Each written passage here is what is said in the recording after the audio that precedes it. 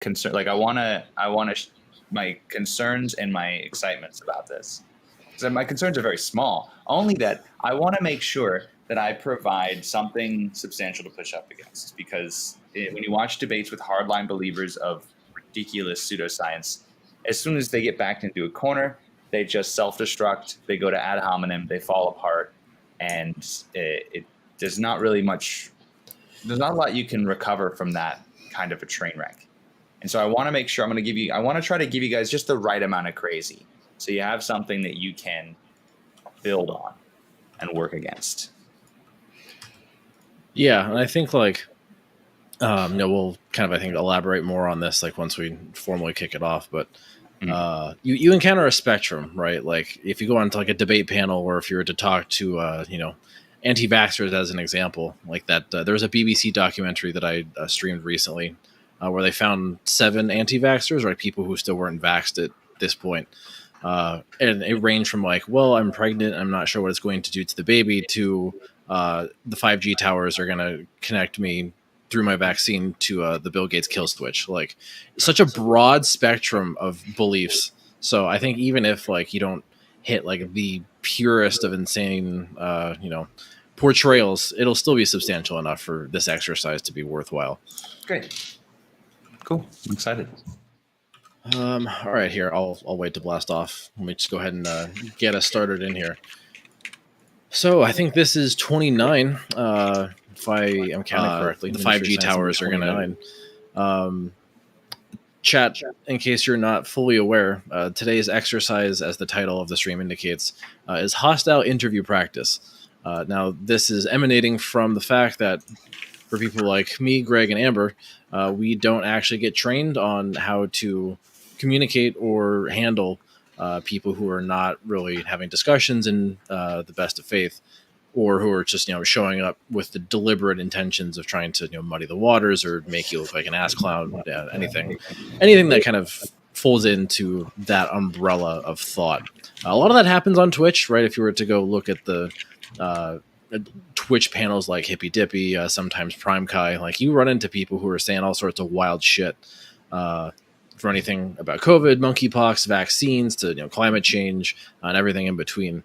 You get a lot of anti-science and pseudoscience being peddled on this platform especially. So with us today, we have a streamer who Read and Rap connected us with, of course, but I didn't realize, Del, you actually have some formal background in acting. So go ahead and introduce yourself to the chat for those of you who are not familiar with Del, and then kind of go ahead and tell us what you do and then what your background is that makes you a good foil for this exercise. So hi everyone, I'm Del Maximum on Twitch. People call me Del. I am I'm been streaming for about 2.5 years or so, so I'm relatively new to Twitch. Something I should have started doing a long time ago. Hi, gay. I'm Dad. More well, but it's been a really fun time. So my background in acting is just I was always a really performative kid, and so at a young age they started putting me into theater. That's what you do with your performative children, put them on stage. So my whole childhood, young adulthood, through till probably I was like 19 or 20 years old when I probably did my last performance. And then I kind of my interests shifted and changed. I carried on living my life. It wasn't until 2 or 3 years ago when I started streaming on Twitch again that that keyed in again. I realized, this is just the same kick. It's the same rush. I found that I enjoyed it a lot. So with that, and then I've got my microscope here. I'm a naturalist. I've got a passion for learning. So I started streaming with the microscope, and that's how I met the wonderful science community on Twitch and started meeting a lot of really cool, intelligent, and passionate people who are interested in learning and sharing science. So that eventually led me here to you today. So thank you, Read and Rap, and hello, everyone. Howdy. Beautiful, dude. That's cool. I was in plays and stuff as a kid too. The church plays and stuff. It was a great experience, and it gives you a lot of skills that, soft skills as an adult that are pretty useful. Mm-hmm. I never connected those two. That's interesting. I'm hearing a very echoey Greg. Like you sound very robo. Is that just me? Wait, say something again. Is my audio okay? No, it sounds fine. There's an echo for sure. Okay, it must be coming through me somehow. What the? It's coming through someone's mic, I think. Hang on. Mine. Okay, I fixed one thing that I forgot to do. Greg, say something again. Escherichia coli. I mean, Okay, I I think hear that's fixed on my end. I hear an echo, and I'm not watching the stream though. That's what I'm saying. So there's an echo somewhere else. The echo's coming from inside the room. Yes. All right, here. Oh, damn, he just walked away. Greg, get back here. Greg! Greg! I can hear myself echo through. It might be him, but I also want to be. I'll put my cans on if I have to, just to ensure I can eliminate The myself. cans? My cans, cans. That is not what I have usually heard cans as a euphemism for. I'm taking it back. I love that for you. Hashtag I'm free not the going to cans. join you in that one. Okay, I understand. Yeah, free the cans. That's a good one. All right. I guess while Greg is probing his storage containers, we could probably maybe launch into this. I don't know who really like wants to go first, and I know Del, like we were talking in the ministry Discord in terms of like topics or general preparedness on your end. Is there anybody you want to kind of like go after first? How do we want to begin? I'm really flexible, so I didn't want to impose my own expectations if you already had like a way things are going to run. So I was just kind of prepared to be directed. But yeah, if you want me to pick, I've got the piece of literature that I've brought is for a vaccine, a vax head, if you will. Try not to keep it too hostile. But I've got that's what I brought. The piece of paper that I have here is for vaccines. So that one's sitting right in front of me. Okay, I mean, I'm willing to take that if nobody else is. That actually sounds kind of interesting now that you have physical printed literature. That's what makes it real. Anybody can just write in something on the internet. It's when you have it IRL. That's how you know it's more truthful. I think all of us qualify for that debate, but I would love to see Marcus. Yeah, and feel free. Take it I'm away. okay with getting beat up in a 3v1. So if you guys all want to stick your knives into these arguments, feel free. You won't hurt my feelings. This is a character, so you can go nuts. I won't feel bad. Okay. Sure. Are we going to pretend that like you're unvaccinated? Like what is the pretense We of the brought him beginning of into this the discussion? call So because we're taking callers, and he started on one of those hog wild rants. That's right. I've been watching you elitist science people for so long, and it's just made me so angry, and I couldn't quite put my finger on it. There's a lot of things that are coming at me in a lot of different ways. And then I saw this, a nice man brought this to my front door the other day, and I wanted to share it with you guys. I'm really glad you're giving me this opportunity. Okay. It's a piece of literature that obviously has a lot of work put into it. I'm just going to show it to you here. Right up top, I want you to just pay attention. The mark of the beast, 666. Now, listen, I'm not a devout believer myself. A lot of my compatriots fighting against vaccines are, and all respect to them. But there's a lot of allegorical truth in here, and I want you to look here at the pyramid. Now, I don't want to get us too bogged down in details, but I do want you to. There's some scientific stuff on here that I think is important, and I've never heard of scientists really address this. Okay. Let's hear it. First off, obviously, nobody really knows what the vaccine contains. When I saw the pictures of the vials, it looks just like a clear fluid. But I've seen, I have a microscope. I said that I've seen things that are smaller than you can see, and in this picture, nanomachines are a major threat, and I haven't yet to see any evidence that there isn't at some point in the supply chain some actor inserting nanomachines into the vaccine. Wait, so do you have pictures of the nanomachines? Can I see them? Yeah. I was not expecting this at all. They look like that. Oh, Well, wow. that's an artist representation. Is that an This is actual what vaccine? vaccine. What does it say? This is No, I what read vaccine. an article that talked about how they're using AIs to generate these. Did you see that the Xenobot where they use the African frog stem cells that they then trained to create? And you can Google me, you can cross check this. So what they do is they kind of like kind of like evolution, where they can generate different forms. So they don't all look like that. Yeah, it's an artist representation because they're evolving in the vaccines and in our bodies. Well, see, but there's no frog cells in the vaccines. I actually know the people that did that Xenobot study because it came from my alma mater, which is something I really didn't expect. But that was simply just really cool. cells in a petri dish. That was sort of an experiment to use like AI or machine learning to actually like create something that felt more sentient, but in reality it was just like things that were able to move around and divide in a petri dish. They didn't necessarily put those in the vaccines though, because that has like nothing to do with viruses and stuff. It Cool, makes but sense. unrelated. It makes sense that they would want to put it in the vaccine because we all know that the purpose of the vaccine is to determine the portions of the population that can be controlled, right? From the controlled how does a nanobot control somebody? It's not that the nanobot controls them. It's that the people that accept the nanobots into their bodies are the ones that will demonstrate their capacity to be controlled. So Our capacity to obey commands. That's right. Sheep, if you will. I don't like to use that because it makes it hard. The people that talk about sheeple vax heads, you get too aggressive, you lose people. I'm going for hearts and minds here.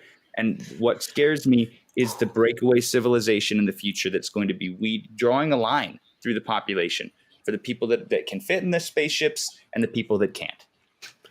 Well, but I mean, what if I just made the choice? Like nobody ordered me to get a vaccine. Nobody like put a gun to my head or said, get in line, get a vaccine, or, submit to government containment for forever. I willingly got it. Nobody told me, nobody forced me. It was my own choice. It was through my own free will. Not yet. Not yet. I'm sure I'm not the first person you hear say this, but COVID has been a trial run. That's why it never was quite as bad as they said. That's why society didn't totally collapse. There was a little bit of shortages. Yeah, we freaked out about toilet paper for a while, but everything kind of kept going, right? Because it's frogs in the pot. They're slowly turning up the heat. And this time it was a trial run. And next time, we got monkeypox now. I just heard on the radio, 6,600 cases in the United States. And so COVID's still hanging around. There's so many COVID cases. They didn't necessarily need to turn on another pandemic. But even then, I actually just got my monkeypox vaccine 2 days ago. Nobody forced me to do that either. I'm not connected to the internet. And, there's no 6G network in my brain right now. Would the previous, all the other vaccines, work its way into this overarching theory too?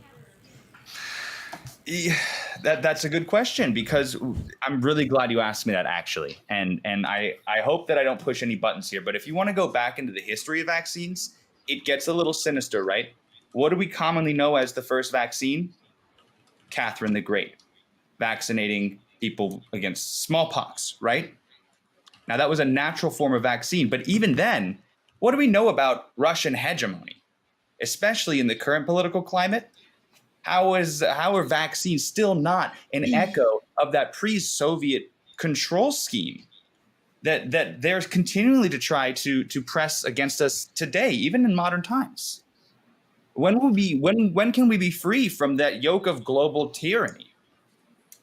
Well, so at least in how I understand society, it doesn't really seem to be that vaccines have been a historical method of control. I mean, if you look at how the economy is organized right now, a lot of it's based on our desires to go have disposable income, buy shit.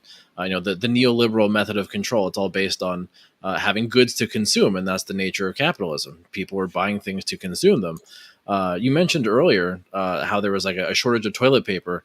I think that's really more of a economic issue rather than a vaccine or a COVID issue. The vaccines and what you can buy or what the government's doing to you or how you go about living your life, there's nobody puppeteering you around like a marionette. You know, you're free to go do whatever you want. The whole issue with the vaccines is if you make the decision, which you still have the right to not get one, that just comes with consequences because that ultimately impacts other people. Thank you for saying that. Your decisions come with consequences. And that's something that at the very beginning of the pandemic, I was trying to figure out, why don't we just accept the consequences of living in the modern age? What world would we live in today if we had just decided to let COVID spread naturally, let the people develop their resistances to it, shoulder the burden of a major or minor die-off, whatever? We don't know. We don't know what would have happened. We know the science keeps changing, so we can't really believe what we're told today because tomorrow they're just going to get new data. So well, yeah, that's actually how science works. You know, science is not static. It's frustrating for the common person when I look and I think, what if we had just accepted it and accepted the consequences? But what if it was an NWO mind control device? Why would we accept it? If we knew that in advance, why would we take it? Ding ding ding ding! You gotta get a bell every time you really got it. You gotta do like the ding ding ding ding. Like in Whose Line? Reset the scene. Got him. I have the wah wah wah wah sound effect on my stream, but Always good. Just add trombone. or my leg, It's really fun, by the or way. the air horn. You guys are doing very well. I'm trying to give you something to do it. This is going good. So yeah, what if it is? Well, obviously biowarfare is a new thing. And I think it's something that is sometimes accidental. So now we're seeing new studies that are showing that the disease COVID is truly being found to have originated from that Wuhan region and supposedly from that wet market. But we do know that there are biolabs in that region too, and we have yet to get any conclusive evidence from that. So while maybe previous pandemics could have been and probably were natural occurrences, I accept that. This current one still has a lot of unanswered questions. And so I mean, you're not wrong in the sense that there are still unanswered questions. I'll kind of cut you off just to say there actually were a pair of recent publications. They don't provide 100% definitive proof of natural origin, but they describe the outbreaks in the initial markets in Wuhan so extensively that it really disproves any sort of laboratory origin, simply because two different lineages of the virus were introduced into the market at the same time, and that is not really consistent with a laboratory origin, simply because if it was one version of a virus that escaped from Wuhan and in a laboratory, then you wouldn't see two separate introductions into the market with two different lineages of the virus. So that's actually some pretty recent literature. How do we know that there's two different strains that are emerged at the same time when it's so divergent now? Yeah, so but haven't there been thousands of COVID strains prior to COVID-19, and even during the early stages of the outbreak, I knew right away they were saying, here's a strain, there's a new strain, and they're tracking at any point several dozens of strains to see which one will become dominant where. Could they not have released something that's able to mutate? Modify its own DNA, mutate? Thank you. Well, so a couple of things. One, our capacity actually to figure out like which person was getting infected by which lineage at the very start of the pandemic was pretty much non-existent, because we didn't know there was a virus to like track and sequence in the first place, because it was just brand new, right? There's a reason why they called it novel coronavirus, right? Brand new, nobody ever heard of it before. But as the pandemic and the early months went on, we actually developed that capacity, like you mentioned, which allowed us to actually go back and find some of the samples from the early patients of the pandemic, sequence their virus to figure out, like, okay, you know, what are the earlier versions of this? How are they mutating? Like you said, you know, that's a very important thing to do, to actually track the virus as it spreads, see if it mutates. But all of those mutations come as a consequence of infecting people, not necessarily because of any secret, like inborn mechanism to something that was released from a laboratory, right? It really has the hallmarks of sloppy evolution by infecting people, rather than the clean, pristine, surgical precision of scientific genetic manipulation. But the antibodies that are made from the different strains, would they produce different antigens in your body? Like, would you be able to like see if you were infected by one strain or the other? And is that how they're tracking it? Sorry, was that directed at me? Yeah. So really, I think you probably know this, but since we're doing this, I'll explain it. When somebody gets sick with the virus, you can actually like take a sample from their nose or their lungs if they're like on a ventilator or something. You can actually like get their lung fluid just to get virus out of it and sequence the virus's genetic code. And then you can look at the individual mutations and you can kind of construct like a history, like a time history, an evolutionary tree, so to speak. So you can figure it out. Depending on how closely related different versions of the virus are, some antibodies might cross-react, others not so much. But considering, like Del mentioned earlier, right, we're dealing with coronaviruses. This is not the only one. There's tons of different coronaviruses out there. There's 4 that cause the common cold long before COVID. There's bunches of other ones still out in the wilderness that could cause another COVID-19 in the future. So that's actually kind of why it's important that we like keep looking out for those viruses to see, are they on the move? Are their genetic codes changing? Are they infecting people? And there was a lot of work that went into doing that, which led to the construction of the Wuhan Institute of Virology. So that's actually why the biolab existed in the first place, was to try and get ahead of this before something happened. But unfortunately, people just didn't give enough funding to actually do it. So here we are.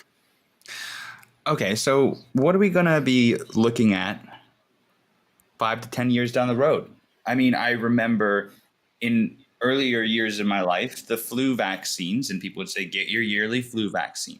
Nobody seemed to mind that. I think that maybe it's just because it was something that our parents told us to do when we were growing up, and so we just did it. But as we got older and COVID is suddenly new and it's changing the way we have to live our lives, so we are going to feel resistant to being told, there's extra poking and prodding outside of just having to change our lives because of the pandemic. So much worse than flu ever was. So is this forever? People aren't going to accept it forever. I, for one, have already begun fighting back in ways that I can. I don't know how much longer people will accept it. Or is it the other side? Am I a dying breed? And eventually everyone will comply. So I think this is kind of a mixed bag, right? Like, I think the way you framed it, you framed it as like fighting back. I wouldn't necessarily fight back against vaccines simply because ultimately vaccines are tools that we make as people to try and fight the virus. So the two of us actually have a common enemy, and that's the virus itself and not necessarily each other. I think at the end of the day, you bring up a good point, right? Like, how long are we going to have to keep vaccinating? With the current vaccines that we have right now, the immunity doesn't last as long as we need it to. Same thing applies for actually getting sick, right? The immunity doesn't last as long as you need it to. So that creates this scenario where people can get reinfected all the time. Their infection-acquired immunity doesn't protect them. And same thing goes with the vaccines. Vaccine immunity does wane eventually, leaving people vulnerable to getting infected again, hence the need for repeated boosters every so often. There's a couple of solutions to this. In the short term, we have to do a lot of the other things that help us fight back, masking and distancing, as annoying as it is. If we can reduce the amount of infections, we can reduce the likelihood that the virus mutates, gets around our immunity as it wanes especially. And that buys us time for, in the long term, to develop more technologically advanced vaccines that are going to be longer lasting, right? This is a category called mucosal vaccines. These will actively give us immunity that will last longer than the mRNA vaccines we've got. Right now, that immunity from mRNA vaccines clocks in about 6 months. Mucosal vaccines are estimated to be on the order of 1 to 2 years as a starting point. And then we'll see what the clinical trial data actually show. But we need to essentially buy time for scientists to develop these vaccines. One of the few things that I found gave some of my anti-vax friends the courage to at least get a little vaccinated. If they had to get vaccinated to go see a newborn relative or to You're breaking character right now. Go to an event, it was because they knew that in 6 to 10 months it would be out of their system. So now you're saying they're working on vaccines that are going to be in our systems for over 2 years. To me, that's a little chilling. Well, so it won't be the vaccine itself that'll be in your system. That's actually what's cool, not only with the mRNA vaccines, but with future vaccines as well. Like, mRNA vaccines leave your system pretty quick within like a day or two. It's the immunity that you develop after receiving the vaccine. That's what lasts a lifetime, or hopefully a lifetime. That's what lasts a lifetime for a lot of the other vaccines that we get as a kid, right? The measles, mumps, rubella, tetanus, like a lot of those vaccines, they last for decades. And that's the issue with like respiratory illnesses is the body just doesn't make immunity that lasts very long. I was going to ask about that. Why there isn't just one, and what's with taking one every year? Why can't we have it like the one that they gave me when I was a baby? Well, simply that's just I think a black box as far as science is concerned, right? The immune system is, as a meme, very complicated, and there are a lot of question marks about why respiratory illnesses and the immunity that you get from actually getting sick with them or from vaccines designed to get ahead of them doesn't last as long as other germs like tetanus, measles, mumps, rubella, so on. Where those vaccines last like decades, then you get a booster like every 10 years just to kind of re-up every now and again, or like MMR that lasts a lifetime. Like you don't need a booster once you've gotten that. It's simply just a function of these germs. They're very tricky. They evade the immune system. They mess with it. They distort it, and they actually, in many cases, including COVID, they can impair the immune system, its ability to actually remember in the long run. So we need advanced technology like mucosal vaccines to really get ahead of what the germs are doing. But we can't do that if we let the virus spread rampantly. And the vaccines we have right now are a really good tool to buy us time for that process to happen. So right now the vaccines are like once every like year. It seems like the FDA is approving them, and the companies say that the antibody titer goes down after 6 months. So like I'm getting vaccinated every 6 months, but like how many vaccines and do you think would be too many, like too often to ask people in order to be mandated to get vaccinated? Like 6 months, maybe that's okay. What about like once every month, once every week, once every day? Like what should be the dividing line, or how could we tease that out? I mean, I really think it's just a data-driven thing, right? Like you can track people's antibody levels over time. Once they have a vaccine, you draw their blood and you test for antibodies, once a month. And then you see, okay, at the 6 month mark, have their antibodies, gone down to the point where you can't even detect them, right? That's the threshold where we should vaccinate again, right? There's no known like magical number of antibodies that say, yep, you're protected, you're good to go, you're Gucci. Like I wish that existed, because that way we could actually, go about vaccinating people more precisely, but there's no magic number. So it really just depends on the average, right? What the average person, you get a bunch of people, do that experiment, you study their antibody levels and kind of look at the average. Like if on average their antibody levels are gone at zero or very low at like the 6 month mark, probably time for another one. But that's the thing, right? Like it's a balancing act. We have to balance how many vaccines we try to give people with how much the virus is spreading and how much we actually let it spread versus what people feel comfortable with. Of course, not everybody is going to actually be able to get a vaccine. Some people have genuine medical exemptions. So some people are immunocompromised and don't get the most benefit from the vaccine compared to someone who isn't. So there's a lot of groups to pay attention to and a lot of technical factors to consider in that question. But ultimately, whatever gets the most people pumped up as far as their antibody levels are concerned, that's how often it should be. And the data for COVID say that's about 6 months. So my friend who was vaccinated and triple boosted, and she's just fallen ill with COVID again, got it from her son. It's all in their house. So you're saying that she just needed another vaccine? She was just like her booster had worn off? Her antibodies were down to zero? It's possible. I mean, that kind of involves a vaccination history to figure out like, okay, before that happened, when was their most recent vaccine? And that's what I tell people all the time. You're only as good as your last vaccine right now. It was probably some time ago. Yeah. Well, so listen, I mean, go ahead. As far as my positions are concerned, at the beginning of the pandemic, my opinions have changed a lot over the years. At the beginning of the pandemic, I was one of those people who didn't believe it. I thought it was something made up. I thought they were just conflating the flu, a seasonal flu, with other things. The way that shootings and all of these terrorist events are sometimes used to drive fear into us. I thought they were doing the same thing with the germs. I remember when the Andromeda strain came out, and then Bill Gates started talking about global pandemic back in the 90s, and nobody really listened. It was just a blurb. But when the pandemic hit, I saw that clip going around, and it all kind of started falling into place.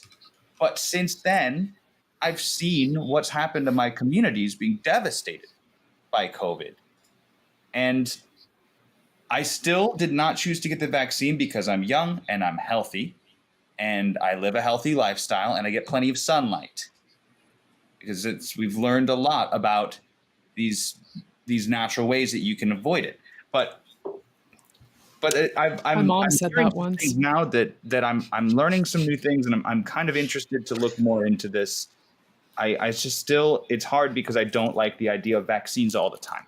And I think a lot of people would agree with me.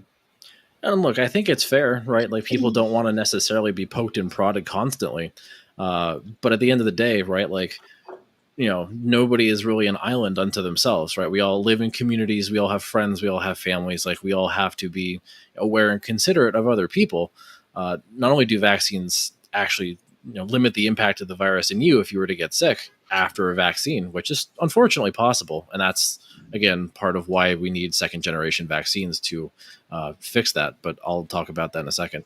But when you get a vaccine, you're not only helping yourself, but you're helping other people, right? Even if you get a breakthrough case, right, you get COVID while vaccinated, you have less virus in you, you get over it quicker, and you're less contagious to the people around you. And those are the characteristics of a vaccine that we absolutely need, even if it can't prevent 100% of cases from happening.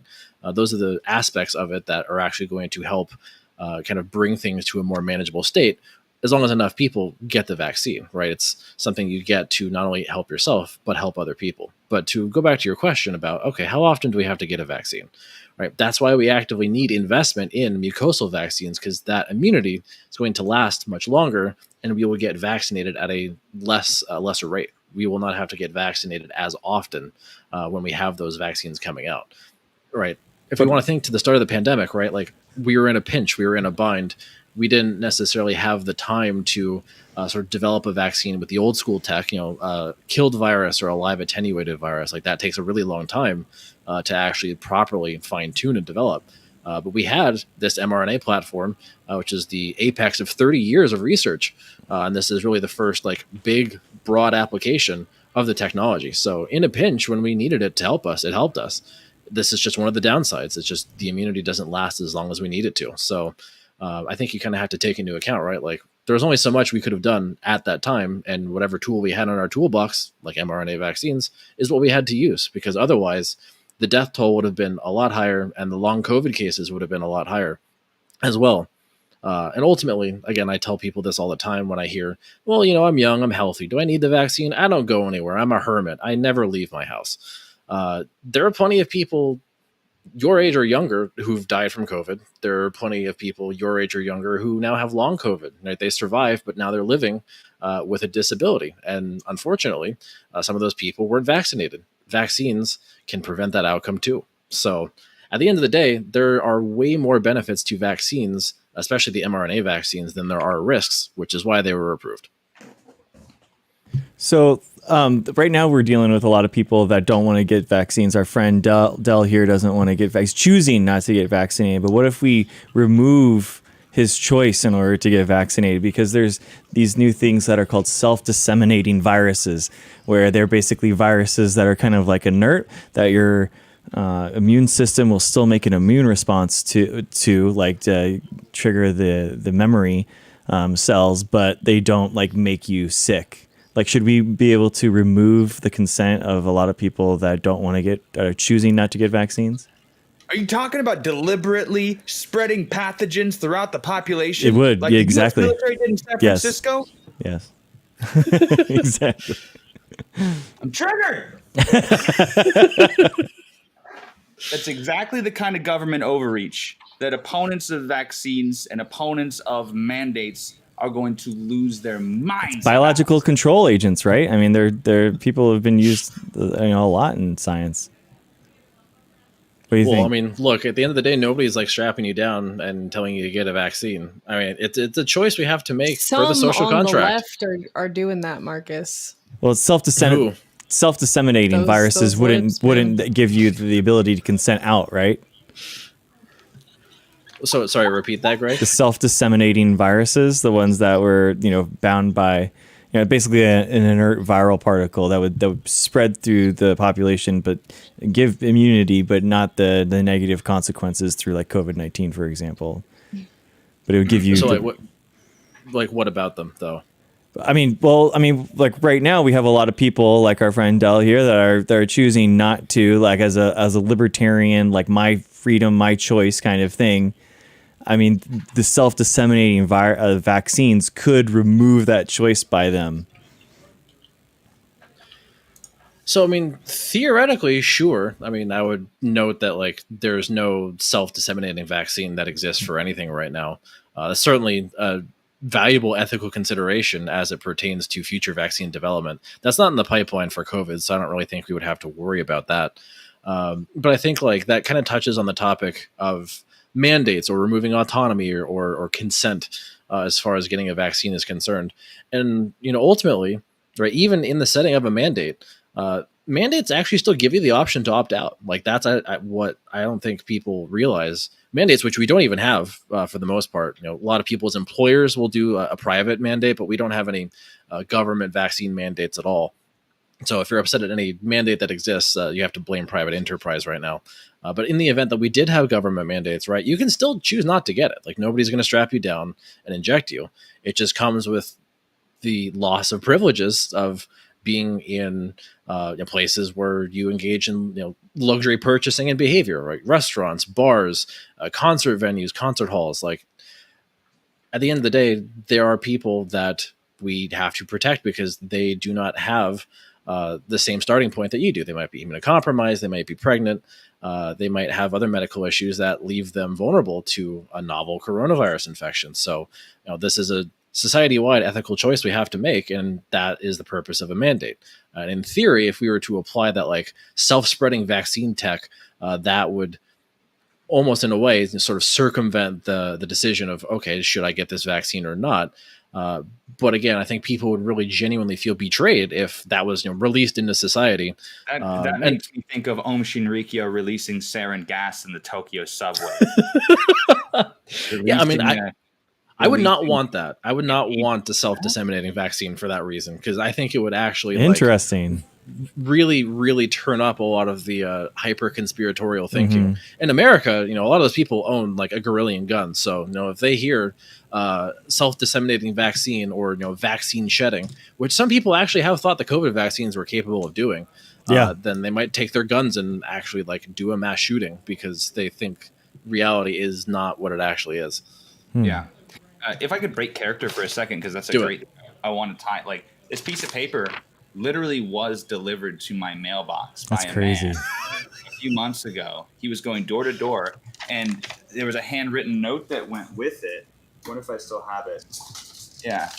It wrote, if you've taken COVID vaccines, get an anti-nano bucket. And I went and I looked, and it basically, this literature here talks about it too, that you're just filled with nanomachines that have been self-replicating in your bodies ever since you took the vaccine. And you need to get this special bucket. And an anti-nano bucket is basically like a little electrolyzer. It's just like a copper coil that you put a current through, and you run fluid into a 5-gallon bucket, and the copper coil sits in it.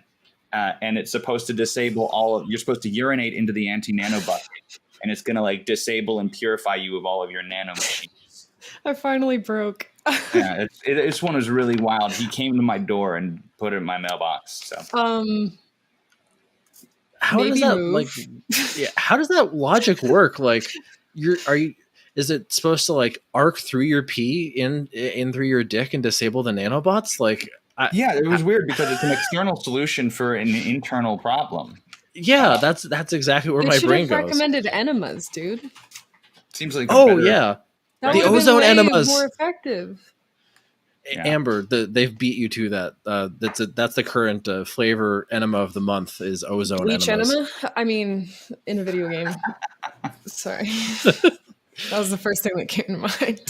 I mean, they've tried that. They've tried that. So that's how it started. That's what bleach was for initially. Maybe it works in the butt though. I mean, again, they've tried. I think it was coffee. There's gonna be a lot of bleach then buttholes out there. It'll function. Yeah, not in the good way. No. Like burned. Yeah, singed. Yeah, we don't want singed butthole. Some basic ass to be buttholes. Literally.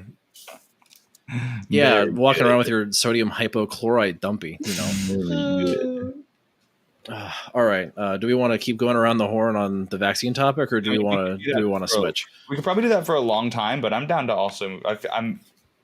I want, like I wrote in chat, that it hurts me because I'm really like, I love discussing science, and I love, like, especially when I'm with other sciencey people, like I could have a sincere conversation about science and vaccines and all these topics with you for hours, but I'm going to chain myself to this. Want to come back another time out of character and also just talk about science shit. That'll be fun. But Oh yeah, well we'll make that happen for sure. Yeah, well, let's switch it up a bit since I stepped into the ring first. Greg or Amber, between the two of you, who wants to go next as far as the interlocutor is concerned? Every time I think about going, my heart palpitates. So I'll do it then. I feel like I'm just gonna collapse into a humor machine, and I won't be able to actually address points because I hate confrontation. yeah, Well, so I mean, like before Greg starts, no, Amber, just realize like you're in like the hyperbolic time chamber, so you know it's all but fake at the end of the day. I know, but I want to take it seriously, but I know I'm just gonna meme the whole time, and that's why I'm like. Well, I mean, look, you know, while Dell was talking, I was laughing. Like you can still laugh while ultimately having a serious conversation. I just know we're here to learn. I don't want to distract the class. Okay. Well, Oh no, you'll be fine. for my Chat part, distracts themselves. Roast I'm here him. to meme. Ooh. and like I'm trying to give you guys opportunities to dunk on me. And I think the first time around went really well. You guys all kind of got to share some information on that. So I want to, if you meme away, it's fine. I think you can, get me. You have to. I mean, that is a part of rhetoric. I was a debate lord militant atheist in high school, dude. I don't think you want to see me get mean. It gets ugly real quick. Me too, Amber. It's fine. The Richard Dawkins and Christopher Hitchens and Sam Harris in my library is disgusting. Yeah, no, I went through it too. The superiority infects your rhetoric. It does. Yeah, no, Amber, Tony makes a good point in chat. Conservatives are just walking like bad faith talking point generators that don't like give a fuck about you. So, you know, don't like you can dunk on them while not like ad homing. People like that because I want everyone to have a chance to think. Well, that is one of the hardest parts about confronting someone who's holding such a polemic opposite worldview, especially when you know it's completely fraudulent. I have the same impulse, Amber, where I really genuinely I want that person to get better, and so then I don't know if I'd phrase it like that. That sounds. But yeah, bro, have you seen Kamala Harris speak? Yeah, literally. In your worst moments, you will always be better than Kamala Harris, the negative black hole of charisma, who just sucks up any sort of like, I don't know, coherent speaking points into the abyss. All right, Greg, it's your turn. Dell, let her rip. Okay, wait. Okay, I'm asking him questions, or I'm talking to him, trying to figure out. Yeah, Dell will go back into character, and I don't know. We can maybe change up the topic. I don't know if you have anything on like the climate change or related topics arc. I don't know if you have any like male literature that you received on that, but whatever you have prepared, you can just go at Greg with it, and then Amber and I can jump in when necessary. I don't have any literature. Nobody delivered any climate change skepticism to my door here. Damn. Soon enough. It's gonna happen when the seawaters are lapping at my front porch. Can we? Okay, I have a request for the last thing we talk about. Mm-hmm. Sure. Flat Earth. All right, we'll do it. Just for the memes. I want to. Yeah. That one's fun. Sorry, I just had that idea. I can give you a flat Earth monster to slay for sure. Slay it, I shall. Yes, indeed. So do you want to do climate change, Greg? Whatever you want, man. But it's your choice, I guess. What is your position? You tell me. How's it going? I'm Greg. Well, am I in character now? Are we doing it? You tell me. Go for it. Are you in character? Take a breath like before you do a big monologue. Come on. Theater kid shit. No, I'm not going to do that. Okay. a lot of the main talking points, and you're going to see conspiracy theories aren't all alike, but they do rhyme. And a lot of it comes down to global control. And yet again, the academic elitists of the world, and this is a story that goes back, you'll hear people talk about the Rothschilds, you'll hear people talk about the Freemasons. It goes farther back than that, the centralized forms of control and the devious means by which they distribute memes into the zeitgeist to try to get people to step into line. And the latest one has been climate change. The intentional move to depopulate the coastal regions so that they can concentrate populations and yet again tighten their noose on global commerce and culture. It is absolutely chilling. And I'm going to stand my ground. How are they depopulating the Earth?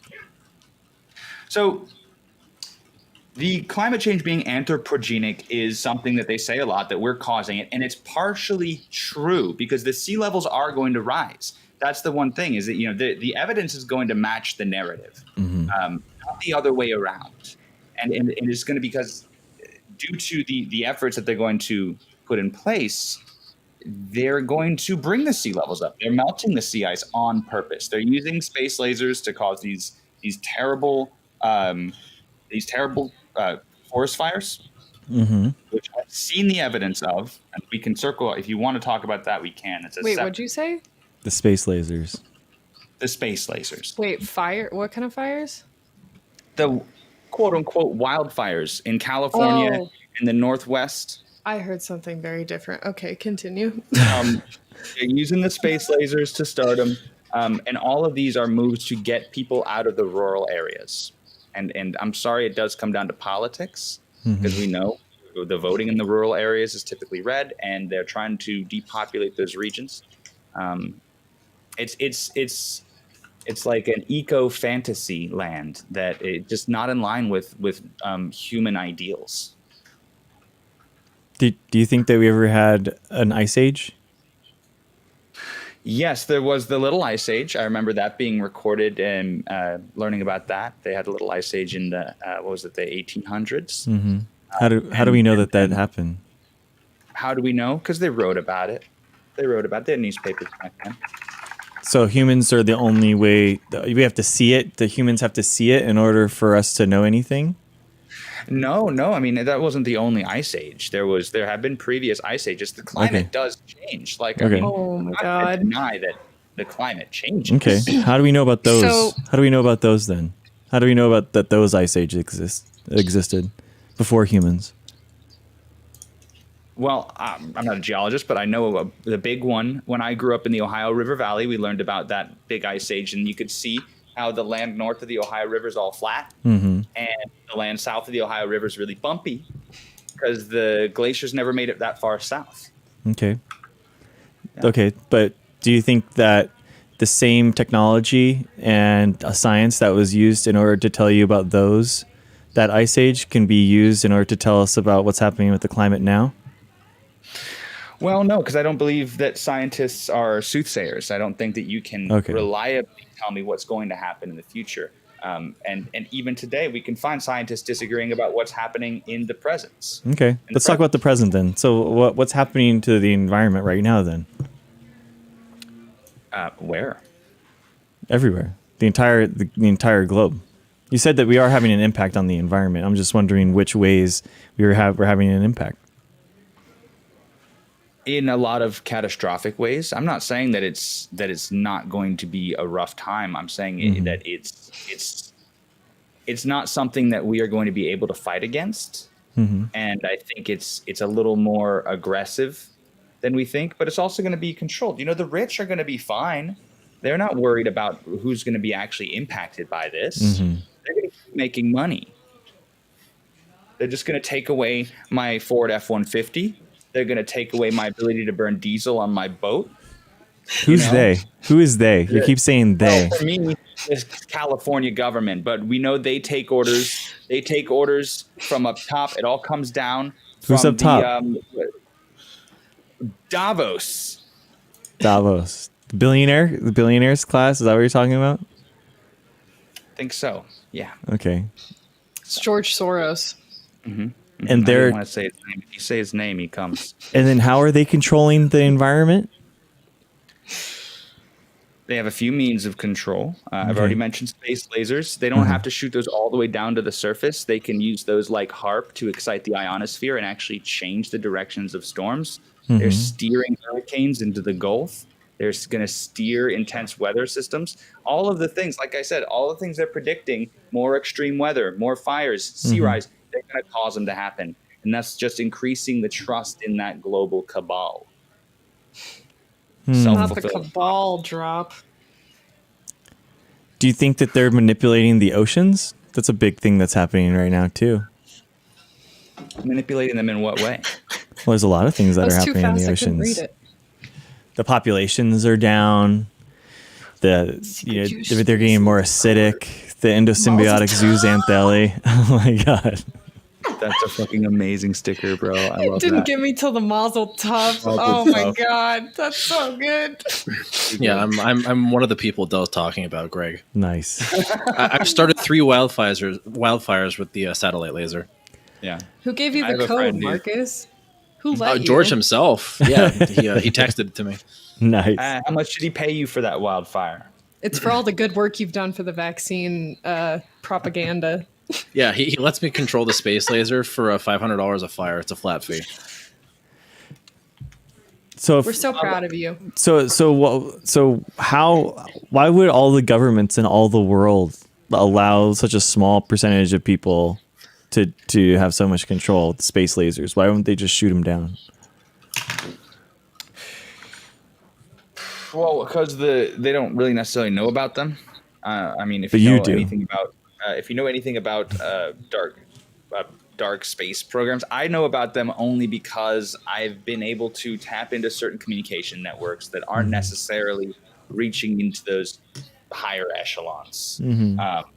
Amateur astronomers. There's a Twitch streamer, and I might get in trouble. I'm gonna say his name, Dutch Since, and he shares a lot of very interesting information where he tracks earthquakes on Twitch, and he shares a lot of his predictions. And many of his predictions are coming from space-based laser activity that he shows evidence of on his live streams.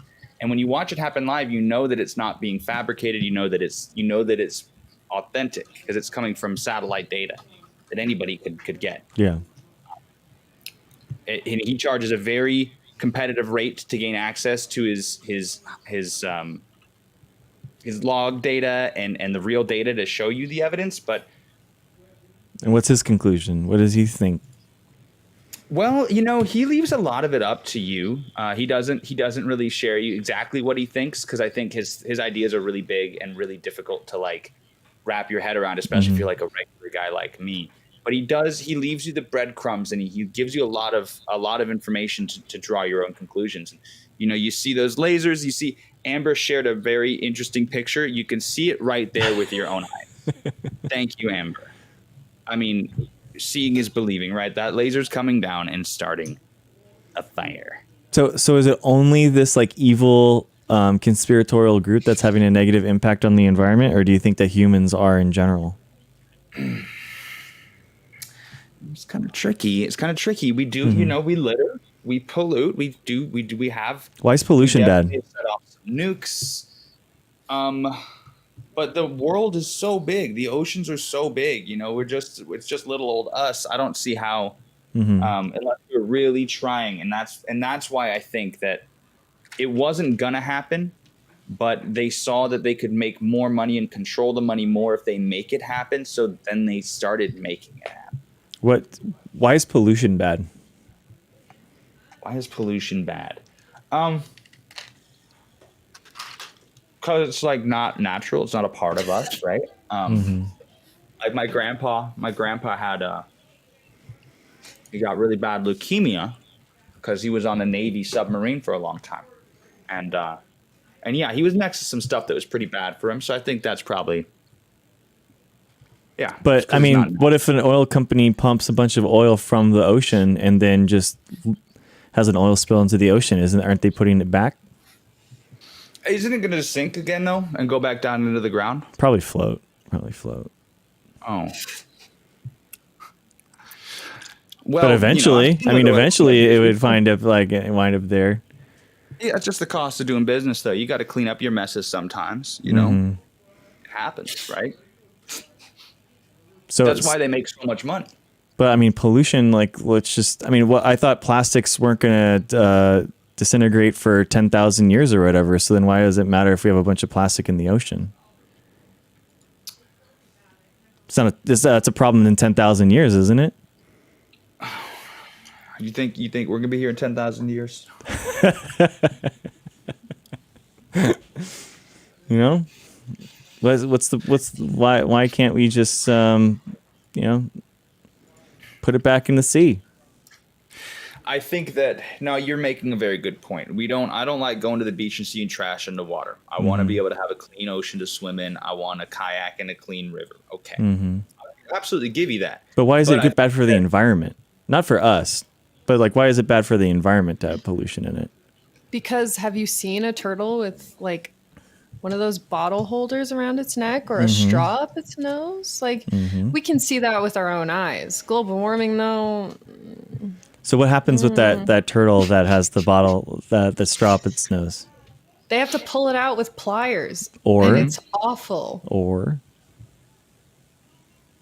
it dies, Or the right? turtle. I mean, you can breathe through a straw. I can breathe through a straw. Not that bad. Yeah, it's just like a snorkel for the turtle. Not that bad. It's just a snorkel. Not the snorkel.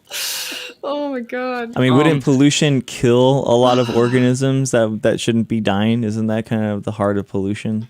The problem with it? Yes, and I believe that unfortunately, there's a lot of hysteria about it. There is some truth to it, like we said earlier. All right, now every lie has careful with that word hysteria, comrade. as the woman. I understand. As a married man, there's a lot of exaggeration when it comes to the impact of those pollutants. I think that the truth of the matter is that we have the solutions for our problems in the toolbox of the free market and the invisible hand of capitalism. Okay. You know, they had the hole in the ozone layer in the 90s. The scientists dutifully pointed it out, found the cause, eliminated the cause. Snip, snap, snap. It was gone. Fixed it. It's fine. You know, as those things come up, we'll solve them. You find a turtle with the thing on it, you cut it free. It's fine. And, you know, if enough of those complaints make it up to the board of directors, they can make decisions to improve things for their stockholders. I mean, who's going to be able to pay for like all that pollution removal, though? It's not. You can't really sell pollution. You can't really recycle it. It's obviously something people are passionate about, so we can rely on a lot of volunteers.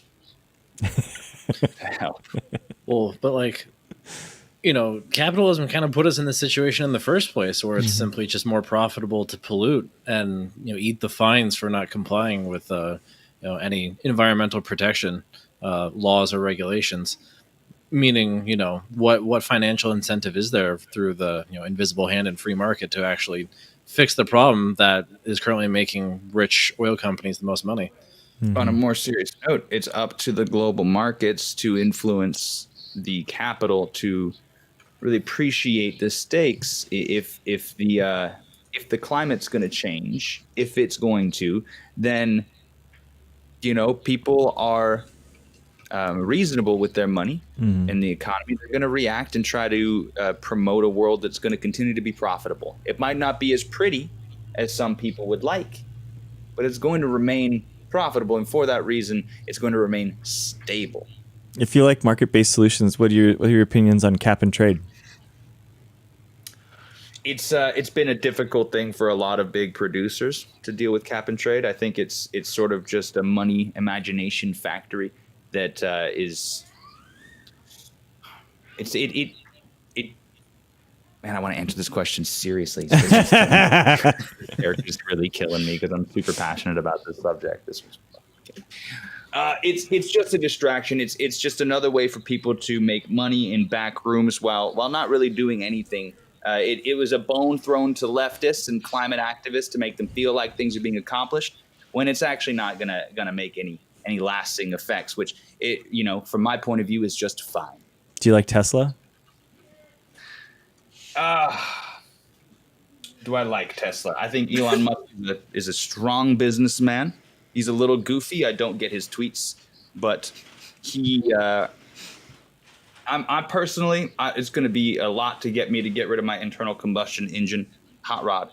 Yeah. And I mean, if- he's, Tesla's made hundreds of millions of dollars, and a lot of their profit every year is actually from cap and trade. And they can actually, the argument could be made that they're actually a company in a burgeoning business right now because they were able to use their carbon offsets for other companies to, and use that money and invest it into renewable energy.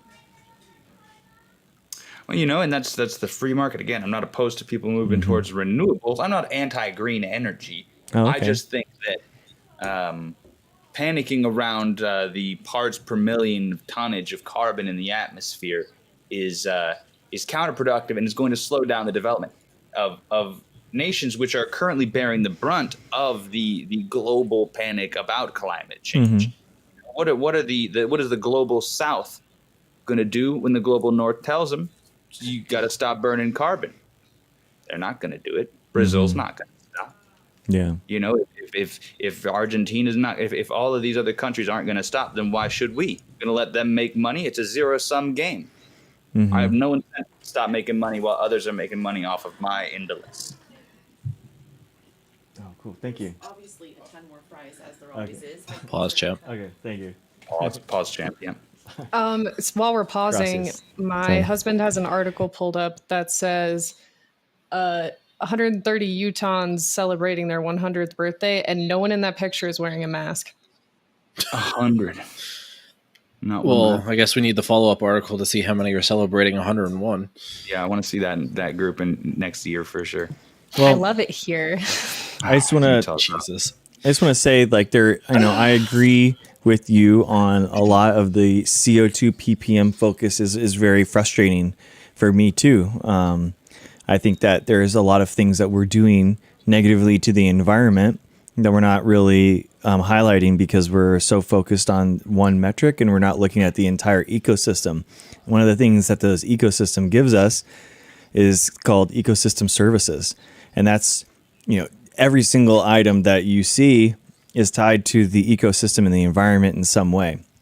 From the air that you breathe to everything that you eat to all the items that are around you are all a product of the environment. And if we lose those, then we're talking about the entire collapse of our entire economy. And there can't really be a market-based solution if we actually lose our global market. So, I mean, I agree, and I think that's exactly why the market will respond. Maybe climate change activists just need to get a good consultant firm and marketing team to get into the offices of the CEOs to tell them where the real money is, because maybe they can't see it yet. Yeah. I mean, unfortunately, a lot of those renewable companies that you're talking about can't really break through, and people talk about how expensive they are. And part of it is because they're not subsidized at the level that oil companies are. So while like an algae biofuels company has to make all 85, connections of carbon that would be needed for a fuel in your car, Exxon and Mobil and stuff, they don't actually create a product. They just refine it. And that's a big difference between those two dichotomies. So we should probably, incentivize renewable, production if that's, the way that we want to go, and we want to preserve those ecosystem services. I'm going to say out of care, this one is really hard to argue against, because my whole, especially I'm reading a book right now, The Ministry of the Future by Kim Stanley Robinson, which is, if you have an interest in climate justice and a really great solid outlook on the future of Earth's climate, give it a read. It's packed with really interesting solutions, some really interesting economic ones, which is part of why I talked about cap and trade being kind of not doing enough. Without spoiling much, they talk about a really interesting type of carbon coin that the global economy adopts and is backed by the dollar and a few others. And yeah, Kim Stanley Robinson is based as fuck. He's one of my favorite authors. He lives right down the road from me, which is really cool. I love reading stuff. But Ministry for the Future, I haven't finished it yet, but it's so good. And so I'm reading it right now. So my head is full of a lot of really hard climate justice information. So this is really hard for me to argue against all of it. It's really going against everything I am right now. Well, I mean, that's what's difficult about, playing a heel, is that you have to like figure out every insane thing you've ever heard and then pretend you believe it. Right. And also all the insane things I've ever heard are incongruous with one another too. Every conspiracy under the sun, they disagree with each other. So I can't, some of them would say, climate change is real, but it's man-made on purpose as a way to control. And that's your evil, they're controlling the world population control theory. But then there's just the raw guilty capitalist theory that says climate change is fake because they just don't want us being rich, which again is just as stupid. So. Yeah, I mean the problem is we get like to this stage where it's an international problem, right? And all nations kind of have to be in lockstep together. So it's a very short jot into this NWO kind of world that a lot of people are living in with, at least COVID and stuff like that. So then it starts linking conspiracies together. So a lot of people exactly. It's like a couple steps next. So. That's why it's kind of frustrating. I mean, for me personally, is the focus on CO2 ppms, where it's like this is such an ephemeral. It's kind of like thinking about world politics or something, where you're like geopolitics. It's cool to think about, but like, are you really going to have an impact on that? Like, probably like not. It's a good measure to know how much carbon there is, but yeah, it's not really. But that's. I just lost my train of thought completely. The CO2 measure is a good measure to see where we're at. Yeah, but there's a number of other metrics and indexes that you can use, and Kim Stanley goes off on several of them, where a lot of the interesting metrics they use to determine the health of an ecosystem and its ability to function in a changing world like that. So yeah, I mean, in ecology, it's pretty well known. It's like there's two main ones where it's biodiversity, so how many species are there, and then how many animals of each species are there. So you want a lot of each species, and you want a lot of different species so that they can be more productive and they can evolve. So they have a lot of them so that they can kind of weather these kind of like big storms that are happening. And we're kind of like hitting on both of them. But like, for example, wetlands, we've lost 90% of wetlands that we've lost or have been lost in the last 50 years. Is that really because of CO2 ppm? Maybe, on some parts that, maybe the climate has changed so that there aren't as many, bird migrations and stuff like that in those areas. But like losing the entire ecosystem, probably just because humans want to live next to the water, It's probably, you can bulldoze it. Exactly. You just literally go in and bulldoze it. Exactly. And that's probably the more likely scenario. So it's it's frustrating, or like even animal populations, man. Animal populations are down 70% in the last 50 years.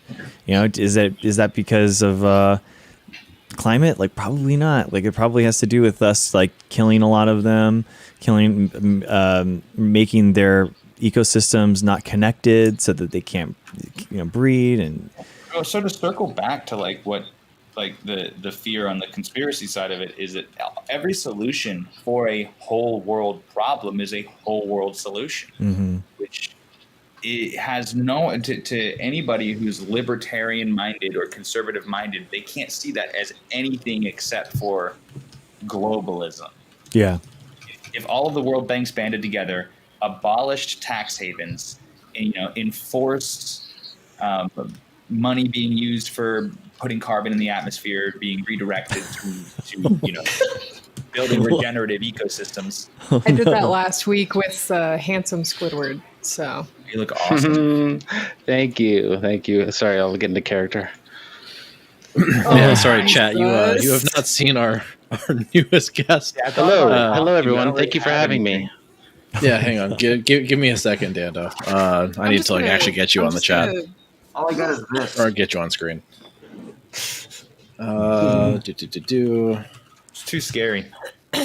Too real. I'll wait. I'll wait on that.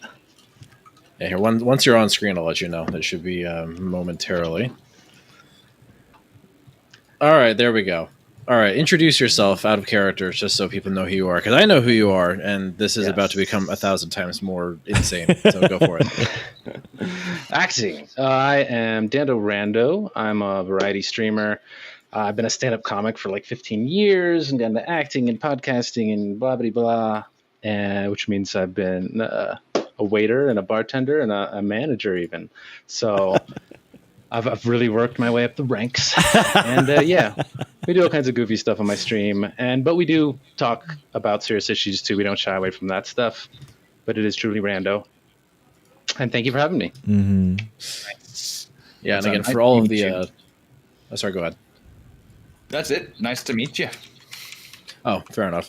For some of the older viewers of mine, you will absolutely recognize Dando. I think I've had him on once or twice just to just kind of shoot the shit, and it was an absolute blast. So Reenrep actually just had this idea while we were talking with Del. You sound like my kind of person, Dando. I hope I can deliver the chudness you're asking for here. I'm going to channel the depths of my bile. I'm really happy. happy. As long as there's some memes.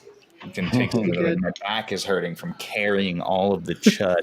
I've been getting a little bit of help, actually. I've been getting some people have been throwing me some chud bones, both in chat and from the panel. So I appreciate bones. I'll throw you some chud bones. Yeah, I was gonna say. Getting into it. I don't apologize for that. It's a chud bone party. Is there anything T-O-O, about, yes. Like, is there anything I'm walking into here about the room I should be aware of? Like, someone committed a faux pas, or like I'm the cool one. There's a running joke that I should be aware of. No, I don't think we have any. There's nothing. I don't think I have any callbacks to set up for you. No callbacks or ham drips. I got.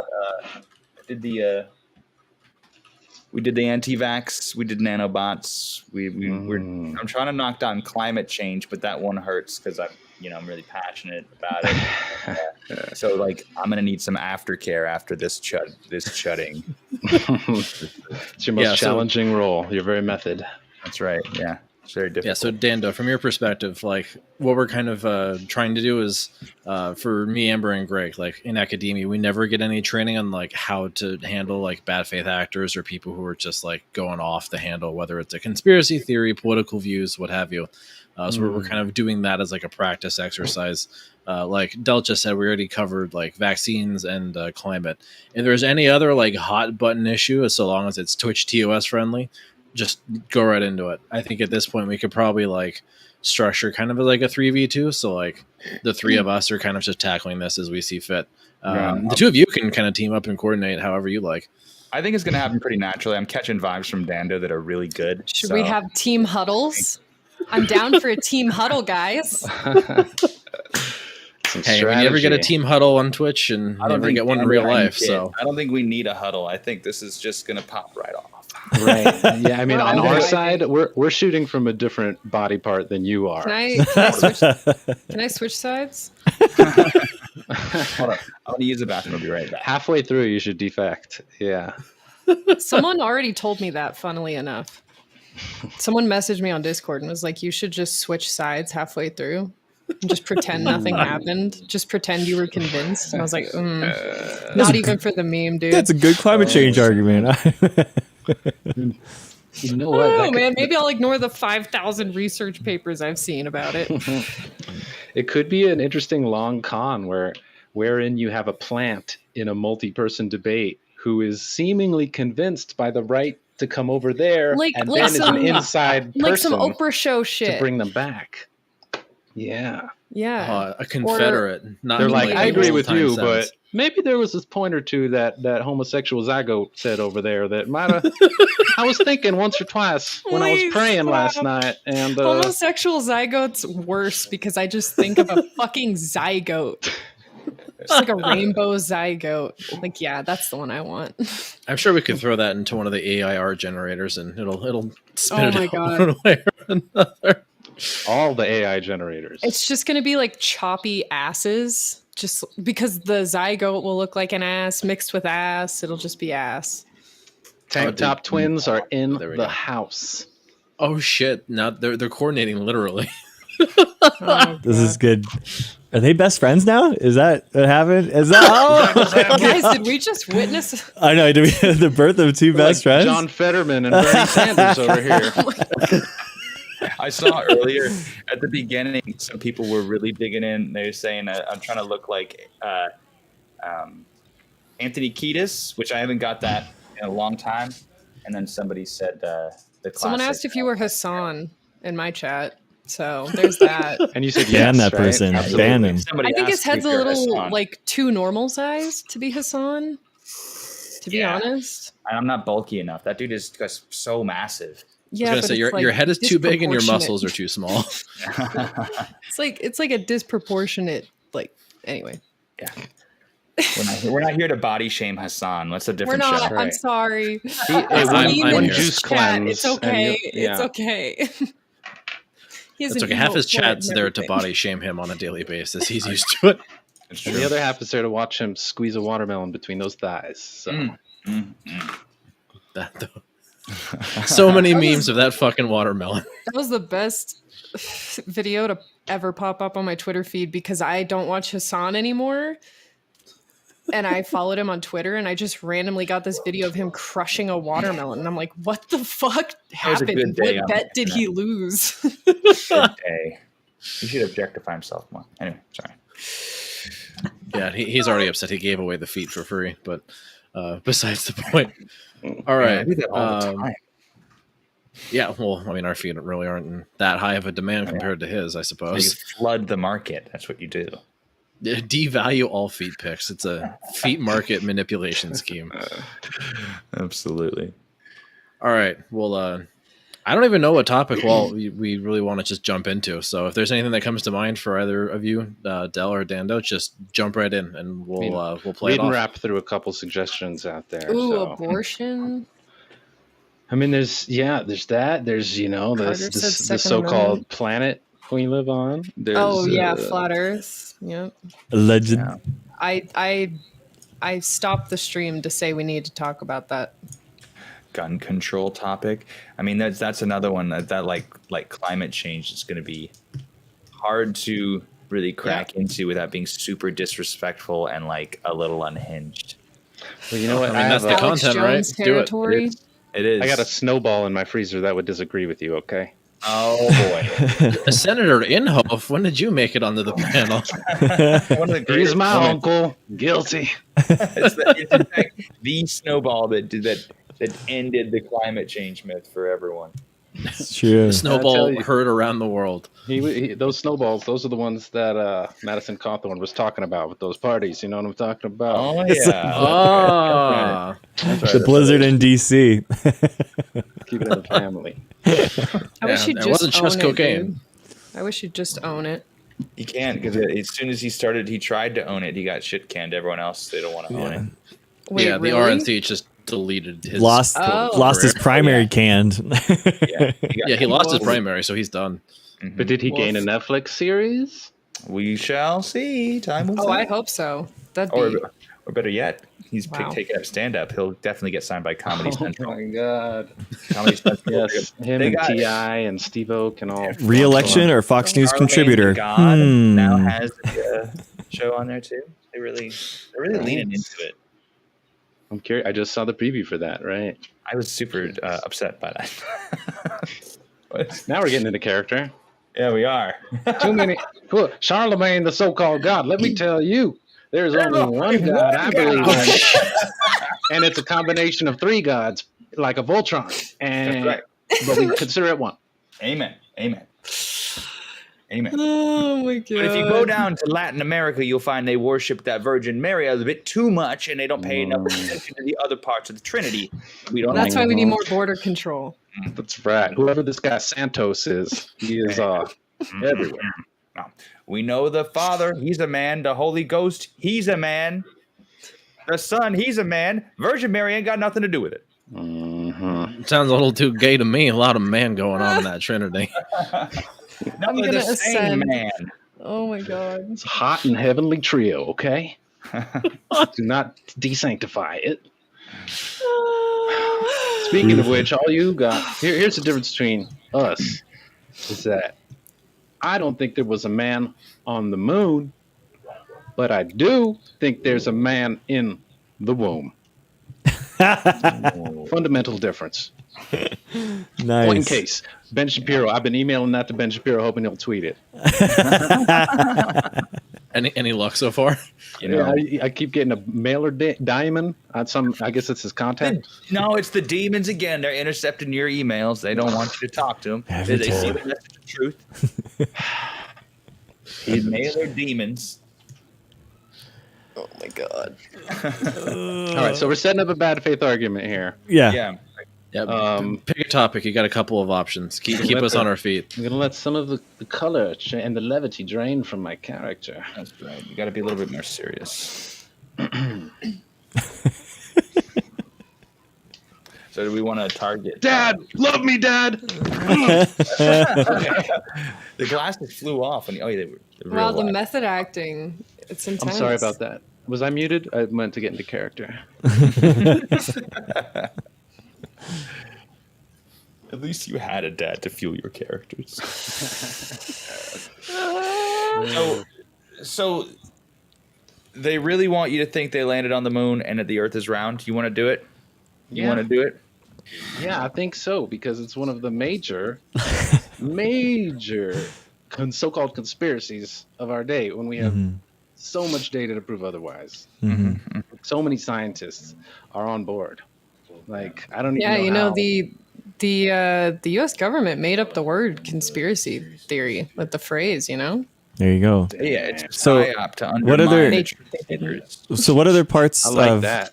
what Someone told me that seriously once. so what are the if the moon landing and all that kind of stuff was fake, I mean, what other parts about space are they faking? And who is they?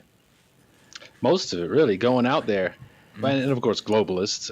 This, ironically titled in this case, globalists. Yes. Want you to believe this. I know for a fact that once you go into space, the cosmic radiation that comes from beyond our atmosphere will fry you like a turkey right away. That's right. That's right. You cannot spend more than 2 minutes in what they call the Van Allen belt, this portion of the atmosphere, which is too radioactive for any life to exist. And now scientists have tried to explain that in a lot of ways, but the Bible was perfectly clear. The firmament shall not be crossed. The firmament exists up there. It is the vault of heaven holding up the waters of the sky. That's a lot of water up there. And if the firmament How much would you were say? I mean, how humans. much water? Yeah. Yeah, let me find the map. Many gallons. I mean, many hundreds of gallons. I would imagine. I mean, but humans aren't going into space. Wavelengths are, so we can still observe wavelengths from all the galaxy and the universe. And But can't wavelengths be produced? Aren't I looking at wavelengths coming out of my computer screen right now? We make wavelengths all the time. Little Hollywood magic from our friends the dreidel spinners. but I've seen Saturn. I mean, I've seen it. Oh, careful, brother. I've seen What it. about I've Project seen Bluebeam? Saturn though. I've seen Saturn. Like in what was I I looking have at with too. the microscope? I don't know. You see all that telescope. stuff. We Yeah, see all that it's stuff there. from far You can- away. We're just not going. Telescope, not microscope. Jesus. I guess. God, Hey, I know is what you meant, painting- brother. Unlike the liberals, I will not attack you for a simple syntactical error. That's right. That's right. We will take you on good faith. Beautiful. So what was I seeing though? What was I seeing? There was just a thing there, and it was a bunch of mirrors, and I was viewing Saturn when I looked through it. What was I seeing? The heavenly tapestry created by the Lord to delight your senses when you look really, really far. Yeah, beyond the ocean of heaven. So there's the firmament of the stars, right? And in that firmament is where the lights of heaven shine.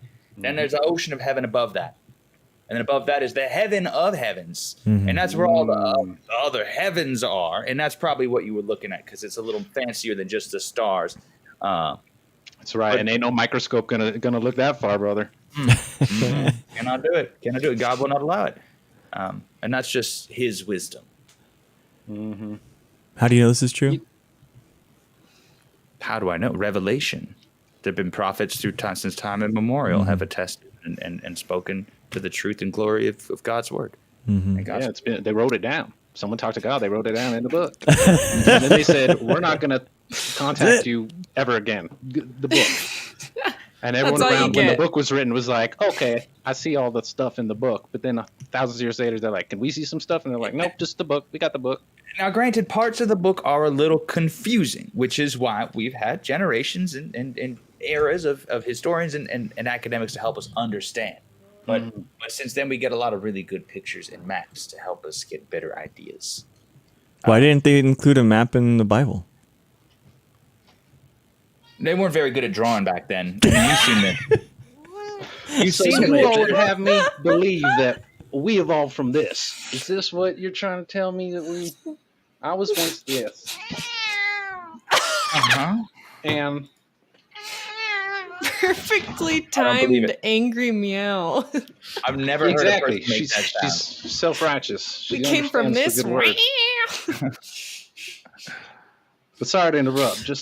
It just gets me so angry sometimes because the Bible feeds into it, and it's how we're talking about abortion. We're talking about evolution. We're talking about the shape of the Earth. We're talking about how old the Earth is. Mhm. Billions of years. You don't even know what billions count to. Can you picture a billion cans of spam Nope. right now? You can't. Don't Try. even answer it. You can't. Don't even answer it. I'll give you 10, 15 seconds. You can't. You don't have a billion neurons in your brain to do it.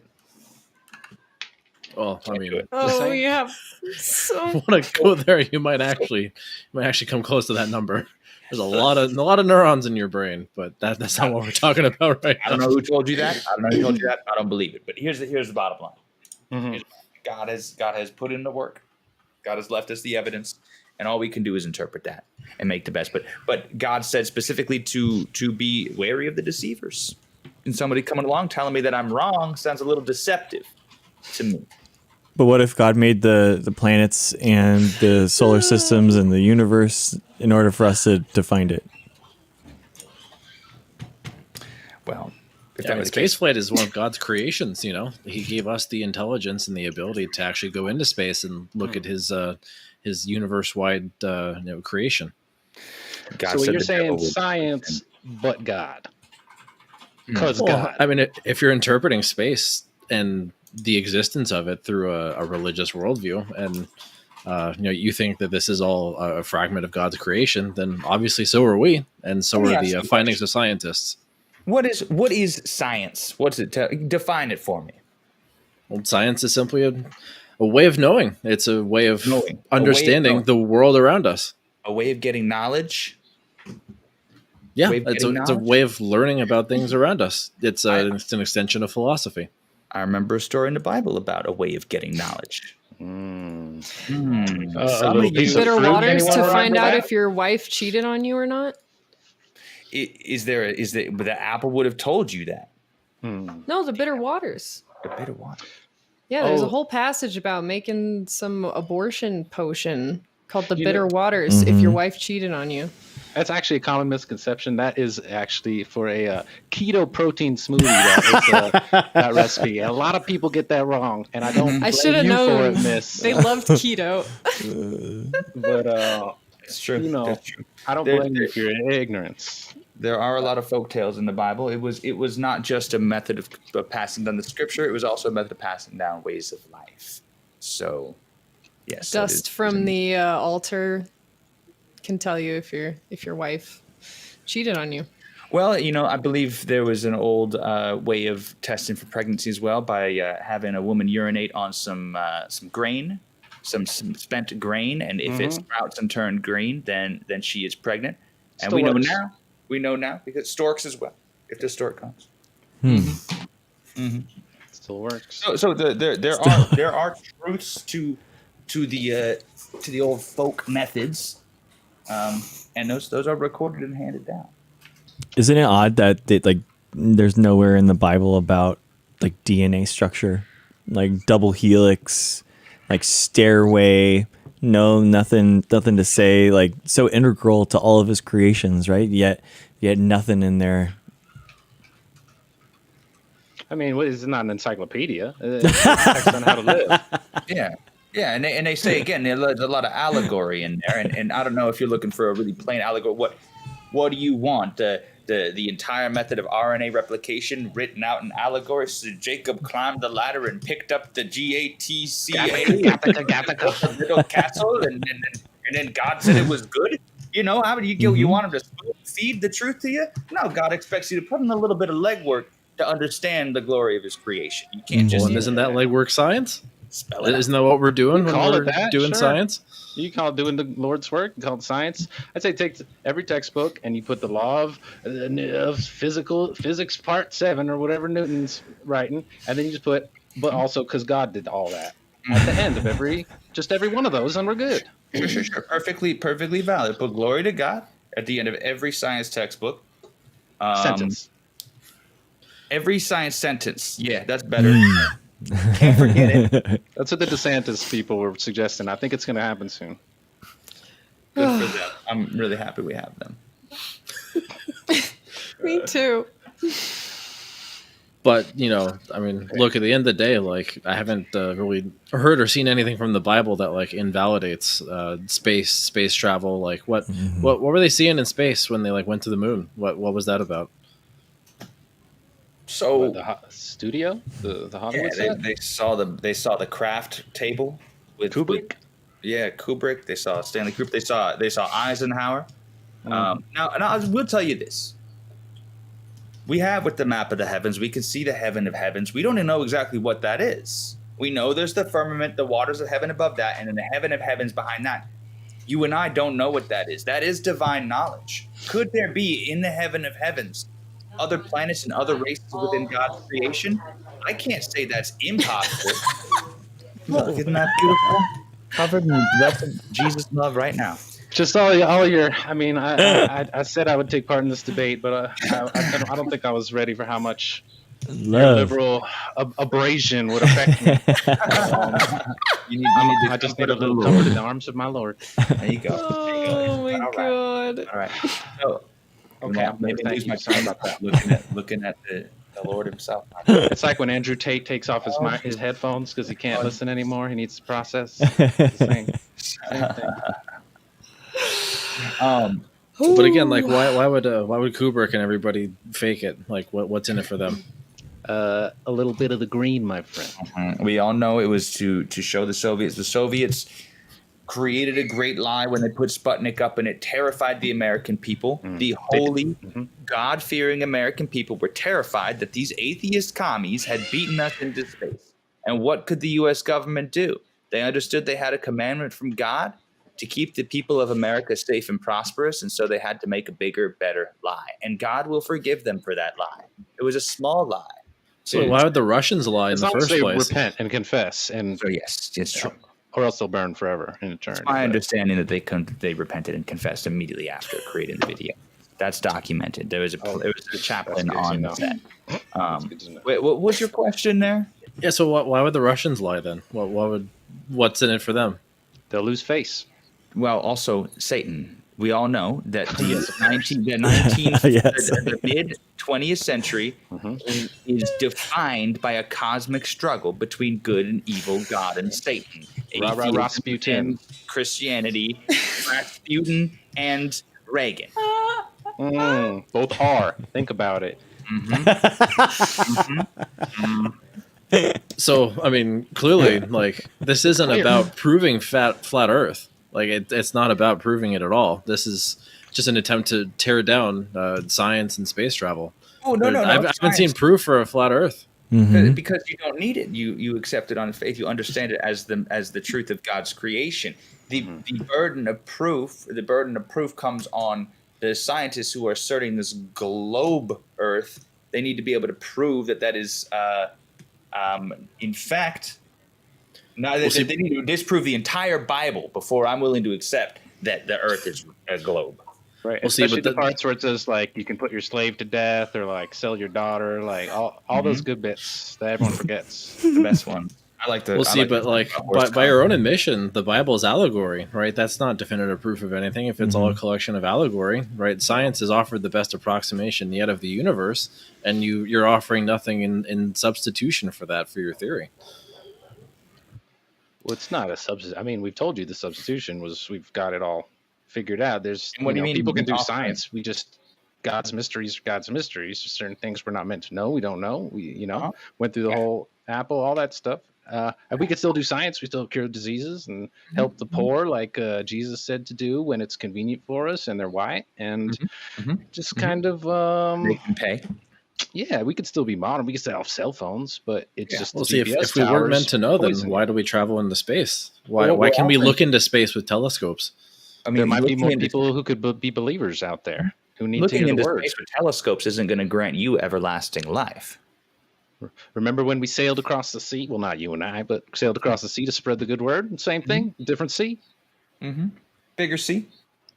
Yeah, I mean, it's nowhere in the Bible that like doing science is going to grant any sort of eternal life, but that's really irrelevant, right? You look into a telescope, you see constellations, you see stars, like that's something God put there, right?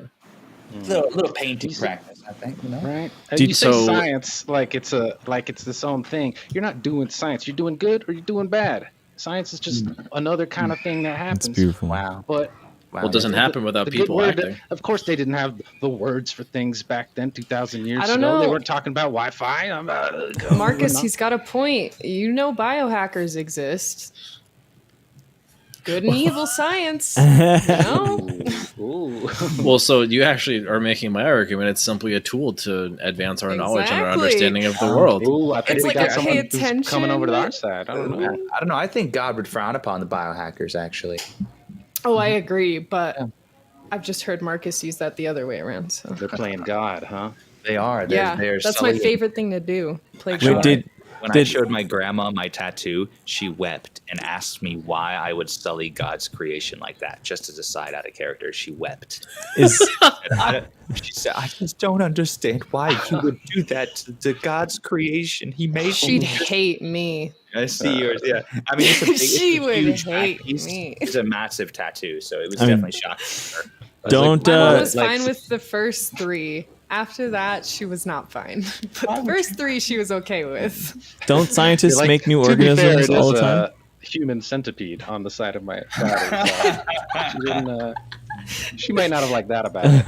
No, it's like a really good Mona Lisa, and she wept from how beautiful of a rendition it was. Oh, that's nice. No, my grandma wept because she was sad that I insulted God. Well, yeah, but I like Not my gonna be story buried in a better. cemetery. Okay. Good story. I bet it's a great tattoo, especially if it makes someone cry. But here, let's since Well, we're we're out of talking character about- for a moment. Yeah, I was hang about on, to let me- ask. I was like, "How are we doing? Give us some direction from a directing perspective." Should we? Slipping in We're and out of having a little fun. We should just have the do you rest want me of to this- double down and We should get a just do little- this like all out of character and just shoot the shit. Yeah. Well, so I mean, like a couple of points. Like every time I ever interact with Flat Earth, and I actually kind of attribute this to a book Read and Rep suggested to me. I think it's called "How to Talk to a Science Denier" by Lee McIntyre. It's a dude who went to a Flat Earth conference and was just like, "Hey, like, why do you believe this?" Like, it's just him like recounting his experience at a Flat Earth conference. But one of the things that I picked up from that book was like, anytime, like, if we're using Flat Earth as an example, if people are making claims just by how logic works, they have to provide some sort of proof. And what Flat Earth really seems to be in a lot of ways is not necessarily like making an ironclad argument in favor of Flat Earth, but rather like a conspiratorial deconstruction of globe Earth. It's like, well, okay, like what are you substituting in instead of that? Like, just God did it. Like, that's not really all that substantial. I can't ask God like, hey, show me how you did it, homie. Like, can you send your son back to show me how you made the flat planet? Like, no, I can't do that. Well, every conspiracy hangs on a delicate balance of like all of these levers that take advantage of various cognitive biases, and humans are just riddled with bias. And we so- like to see patterns really easily in things. So when Yeah, I think Dando something- said that. Yeah, both start Yeah. with R. Think about it. Yeah, Yeah, like the pattern is the trademark of a conspiracy theory is recognition of a pattern where there isn't one. Well, and humans we're not rational creatures. Yeah. We're rationalizing creatures. We come to a conclusion first and then work backwards from there.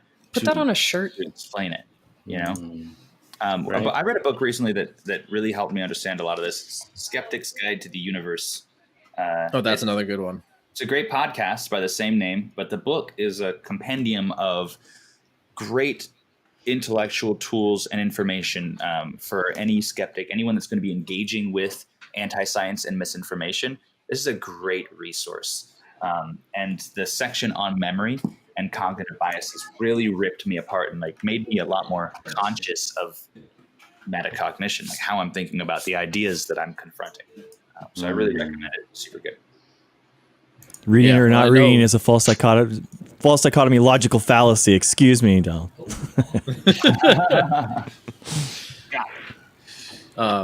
But like I think probably something that Stephen Novella covers in that I think Lee McIntyre also touched on in the book that I mentioned is a lot of the time, and Del, you already mentioned it, but like a lot of this just boils down to like people's life experience and bias. You know, something might have happened in their childhood that made them think a certain way, made them be very conspiratorial, kind of looped them into other conspiracy theories they didn't necessarily believe. So that's one of the things I like about how like Greg sort of interfaces with people like this. It's just like, oh, okay, why do you believe that? Like, oh, all right, like, here, tell me more about that. Like, how did you arrive at that position? Like, that sort of like interrogative kind of like sizing up your prey type of questioning. Like, that is, I think, like ultimately super necessary because it helps like illustrate to the room, like, hey, this person might not be using the best of logic when talking about what they're believing. Right, I'm Greg, learning so much right now. Yeah, Greg, I could tell you were giving me rope to hang myself with, but you were being your demeanor was really polite and very direct. You were just sincerely asking me, why? Why do you think that? What about this? Well, explain this then. And it was hard for me because I don't actually have a concrete conspiratorial belief, so I was kind of having to make shit up. But if I did have a concrete worldview that was wrong, that would be a really good way to get me to say it out loud and then allow you like build something that would allow you to really kind of point to some major flaws to it. So there's a pretty effective way. Yeah, and people love to talk about themselves too, right? So you're kind of like letting people like, hey, talk about your beliefs. What do you believe? Why do you believe it? You know? Yeah. Right. And then It's a Jedi mind trick. Anytime somebody's asking you questions about yourself, you just answer. right. You know? Yeah, and I think Greg, like depending on the venue of a discussion like this, like I recall your discussion with Haas, and I think that was definitely in that vein of just like giving him rope to hang himself, which he gave plenty of, and that really like wasn't an issue. But you might find yourself on like a YouTube panel or a Twitch panel where it's more like back and forth.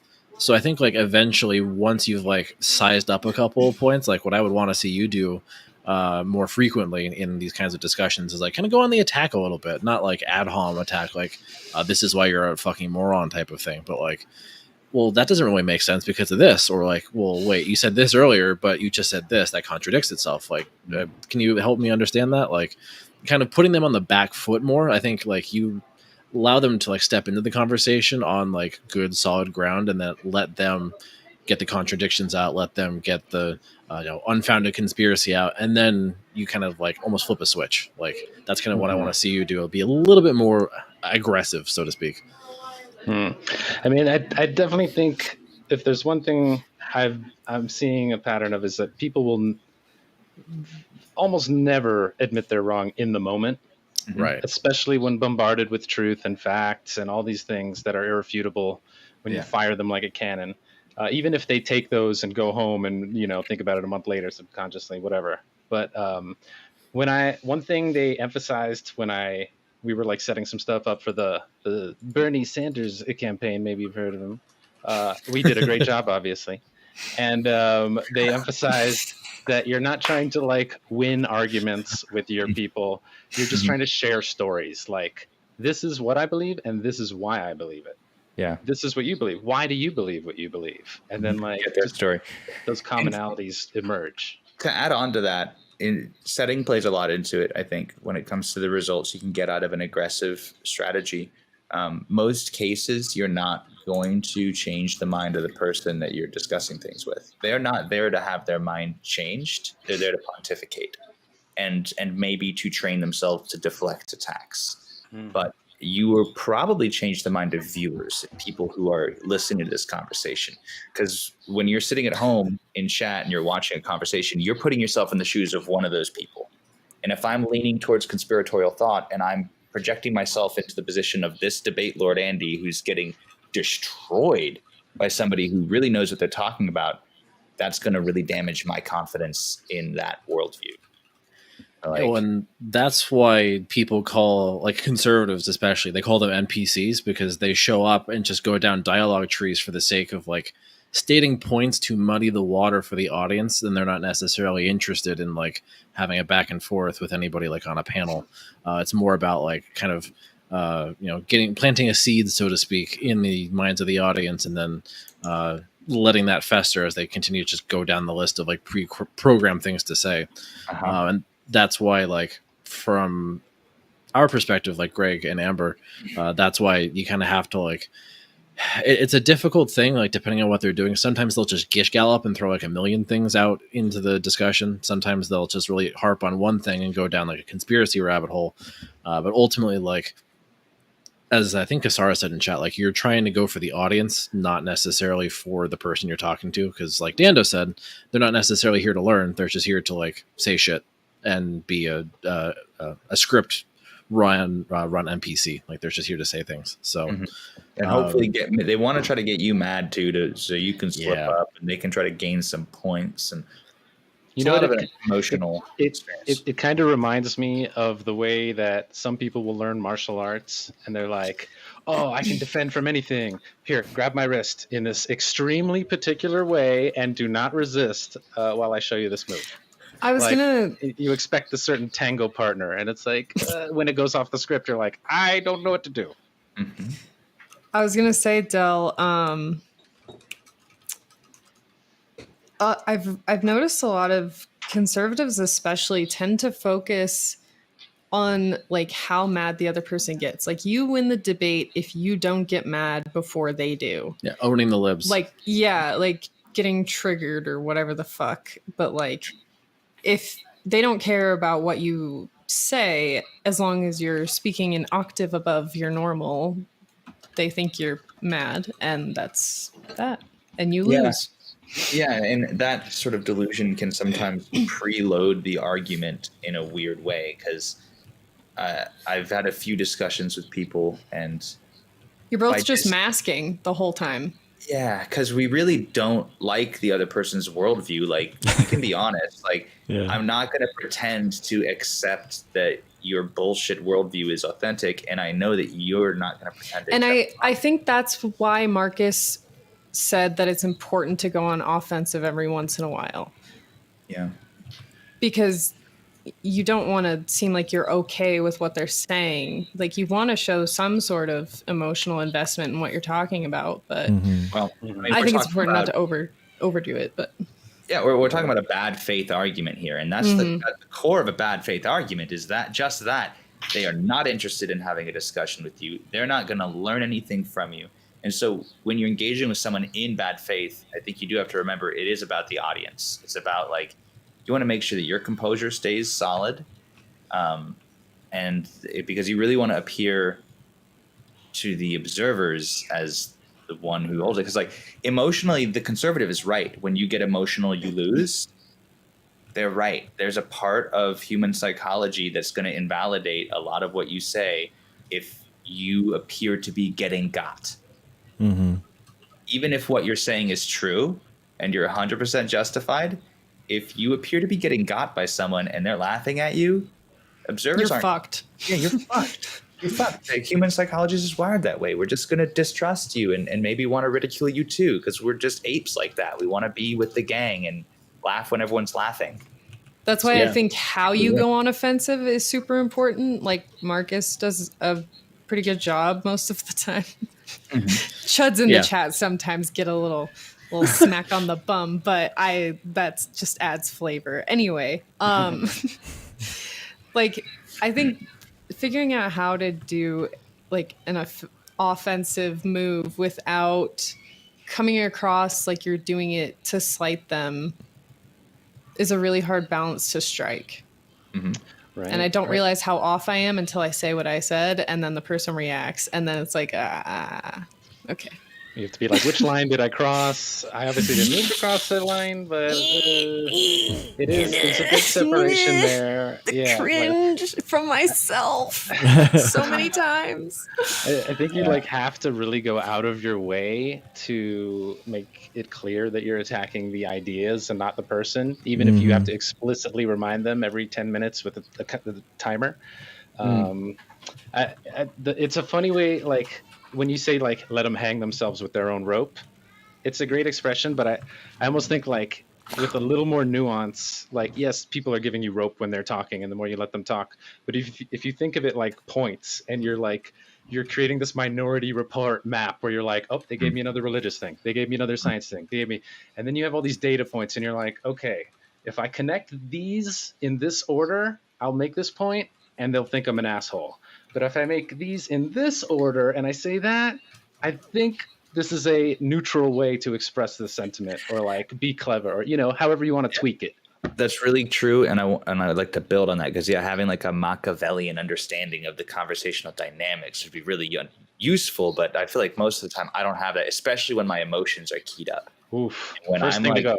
yes, it's gone, and I'm gonna kill you rhetorically. And then I'm gonna feel like Amber says, I'm gonna feel bad about it later, because I'm like, fuck, that maybe could have been a productive conversation. But no, I just gutted you. But like, it's very difficult to. Sometimes the monkey brain just is the boss. But that's the thing though. It's not always wrong, is it? Because like there are some. Like there are reasons we react to things like that. Yeah. I don't. All right. I wish it was faster sometimes. No, go ahead. Do we want to get back into the simulation, into the training chamber on a different topic? There's a dangerous, like, I do think abortion is a place where you can like kind of get some like teeth in there. I'm trying to find a non-human anatomy way to say that, but really dig around. But it would get dark. Like it will get like conception and baby killing and etc. If you want to keep it more light, we could try to stick to like science denial and like anti-intellectualism, which is kind of the undercurrent of so much of this like feeling. Well, I mean, like that's also part of a lot of the anti-abortion, pro-life argumentation. Like there's obviously a religious component, but there is a very much like a it's alive. Or, there's a lot of body horror with it from the conservatives. Like a lot of like weird posts about like trash cans having things in them, just like really uncomfortable Look stuff. at the camera at this point and you can see it scream and write its really last will and testament in it's torturous, it's gruesome. Yeah It's so I mean that's up to the panel. Del's I mean, seen some shit. I mean, it's just like stared into space for a solid 3 seconds. I was like, fuck. I'm running through so many thoughts about it. Yeah, it's shitty. Second Amendment is always a good circle of logic to get lost in. Like, so here, much, Amber, I'm from what Florida, do you so think? I'm just going through flashbacks now. What do I think? Yeah, because About I what? want to. Well, I mean, like what topic we get into next? I want to see you take the reins a little bit more. You go up to the simulator and choose your training program. X-Man member. Select. Let's talk about animal rights. Oh yeah, let's do Veganism. it. Ooh, veganism Yes. is good. Wrongs. Oh, All right, no. we're becoming vegans for the next. Yeah, somebody DM Austin Knox. We need him in here as the chief leftist vegan. I was vegan for a while, like 6 months. So I have some dabbling experience in the field. Nice. Okay, do you want us to be anti-vegan or just pro-meat? Both. Both. Okay. Ooh. Sure, I can do that. I got some of those. Get the juices flowing. Yeah. Just think of your best PETA chud. Just someone who just hates PETA. Dude, I personally am not the greatest fan of PETA, so that won't be too hard for me to. dude, I the love animals. CEO of PETA, Ingrid Newkirk, man. What the fuck? I don't know anything about her. She has the What's same up? last name as me. I was like, what the shit? Oh. It's so weird, dude. Did It's you such- look into it? Yeah, I've looked into PETA. It's crazy, but yeah. I mean, no, your connection. I mean, No, if you're it's related. not. I can't really. No, I don't have any. I think And you Big show up Bot at their knows doorstep Pita and Pit. say, "What's up?" Just be like, what's up? Name, same name. Huh? Yeah, exactly. I was on a date with Pita Pit when I told my future wife that I had feelings for her. It was at Pita Pit that the magic happened, baby. Beautiful. Anyway, Yeah, I sorry. was just Oh. talking about it in Marcus's chat. I was vegan until my husband and I started dating. I was going to He's make a a PETA joke. carnivore, and I- we went to a steakhouse, and That was it. the I rest broke- is history. I broke my partner see, too. but- That's Oh, see, but now Amber, like, oh god, he shouldn't have said that because now conservatives will be like, oh, all these fucking vegans just need a real good steak, and they'll know. Dude. They'll know. My husband's family still doesn't let me live it down. Like, they do the family reunion stuff, and every time they always bring up the one time I brought vegan hot dogs to a family function and they grilled it for me. They still give me shit. It's great. I love it, but they still give me shit about it. So I know. All right. Yeah, you came back to the real side, but I still remember when you were corrupted with them vegan hot Yep. dogs. No, that's literally, they were like, do you remember when you didn't eat meat? I'm like, yes, I do. So, I like, remember do you when mind I if we did the literally cringy rub your bring my own face? food thing. Rub your face in the meat rub here, just Yeah. physically. Just Yeah. get a good sniff. rub your Yeah, they, rub your rub. they don't call it a rub for. They call it a rub for a reason. It's not just rubbing the meat, but your meat in it too. All right. I would like to make my. I'm gonna loft the first volley against veganism here. Ooh, All right, do it. I'm gonna go to the bathroom, so I want to come back to absolute carnage. You got first it. shot. Oh, brother! Carnage in the pit, brother! Historically, on a geological timescale, Earth is a death world, meaning that all life and all existence is predicated upon the death, decay, and consumption of the organic material of other life. And that is not limited to the kingdom Animalia. Plants are completely dependent on soil nutrition deposited often by decaying meat, right? Blackberry brambles, for example, are now thought to be partially carnivorous because their thorns are perfectly designed to ensnare sheep so they starve to death and just drop dead and melt into the soil. Oh, they'd eat us if they could. There And you they go. fucking would, nourishing the earth to give juicy, rich berries. Another perfect example of this isn't consumption, but destructive symbiosis is the fig. The fig would simply not exist if it weren't for the constant death and destruction of the fig wasp, which dies inherently necessary to the process of the reproduction of the fig. If you're not familiar, I'll make it really quick. Fig has a fruit with the hole in the bottom. The fig wasp, female fig wasp, is a specially adapted head to fit right in the hole. I don't. Yeah, Keep I'm going, but I'm can you ruining slow things down for and you. deepen your voice? Yeah, I'm ruining things for you. The fig has a hole. The Yeah, fig wasp brother. crawls I hate inside of wasps. the hole Oh my goodness. where she lays her eggs because she is fertile. The eggs then develop inside of the fig where they then hatch. The larval fig wasps, male and female both, emerge inside of the fruit where they develop. Now, the male figs are maladapted. They have no mouth parts. They have no wings. And in Kinky. fact, they are not adapted to ever escape the Subs. confines of the fig. The male fig Ugh. wasps die.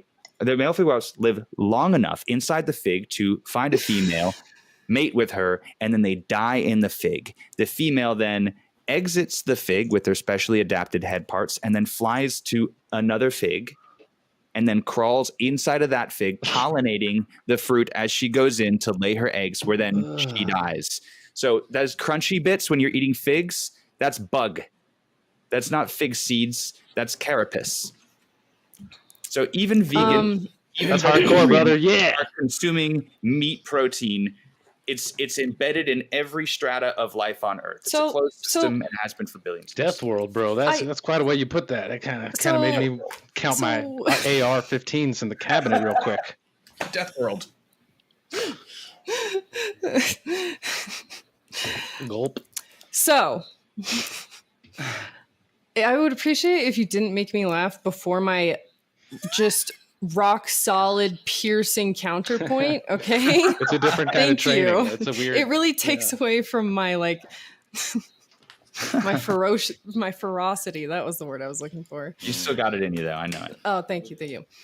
So you mentioned decaying in the ground and like nourishing the soil and stuff like that. Do you know how many animals go through factory farms every year?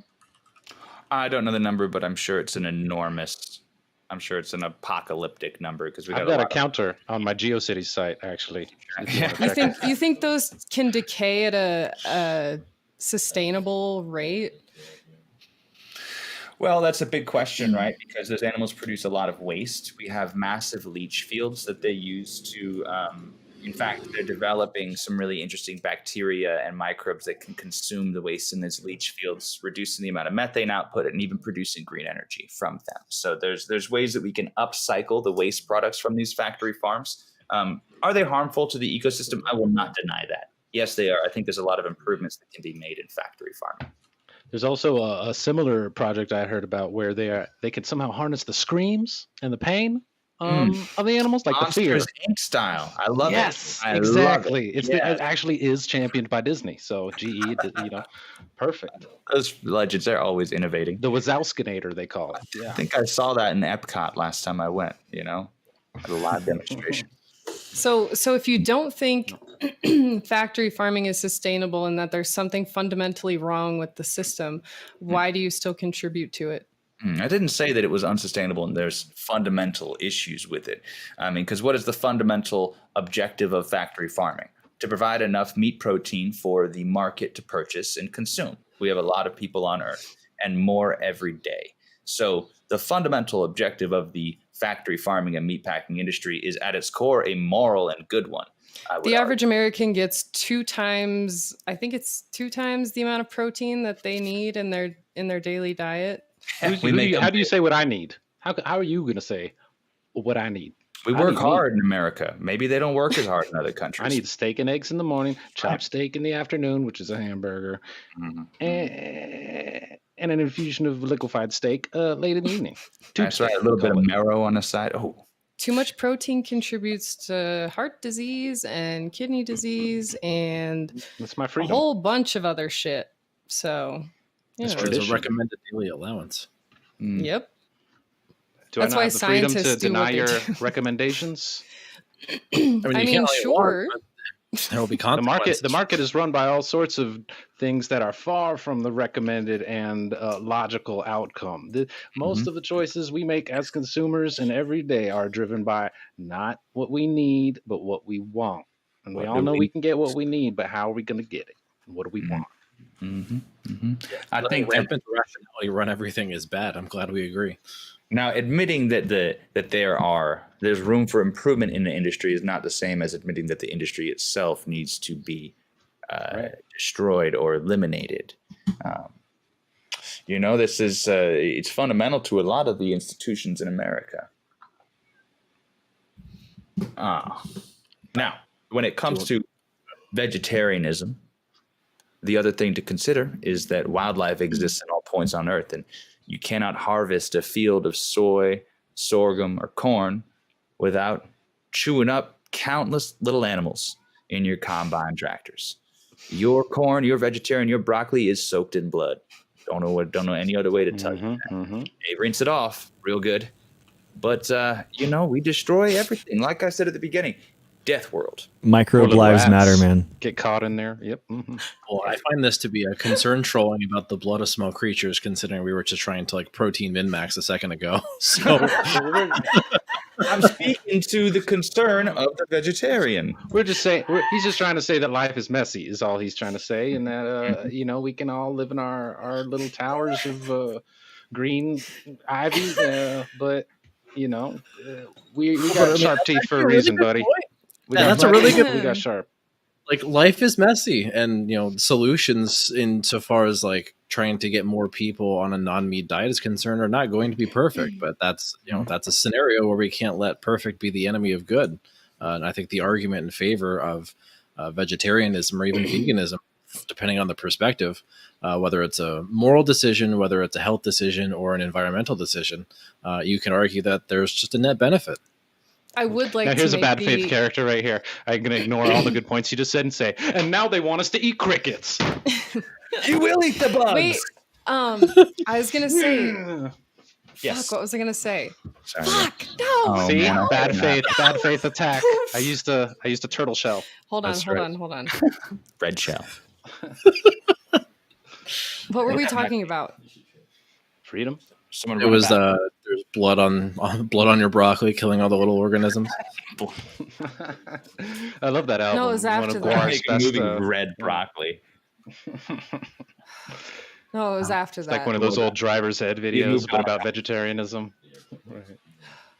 Sorry, I I can't remember. can't remember either. I Oh, live oh, in- oh, oh, oh. You So got the your argument shot. against against investing with your dollar is that it's not going to make much of a difference unless there is an organized like movement to not contribute to the meat or dairy industry anymore. So as much as I love the causes behind vegetarianism and veganism, I mean, people use the same argument for like, you know, voting with your dollar for brands that you don't like or whatever. Like, Mhm.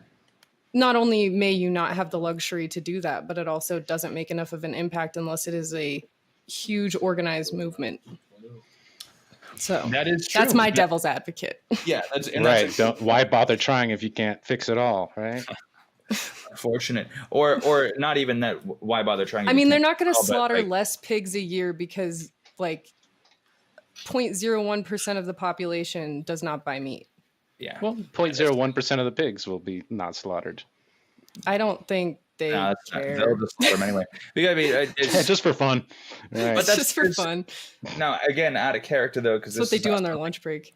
my character would argue for is that like the way that the food market, at least in America and many places, is really destructive and fucked up and wasteful. The way that they will throw away good food to control the market prices. That's not a conspiracy. That's a genuine accepted practice in the market to destroy products to control the availability and the supply.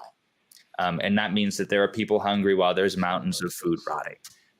That's a truth. So there's huge flaws. It isn't a fraught argument to have because it is such a red herring to be like veganism, vegetarianism, meat. No, it's all fucked.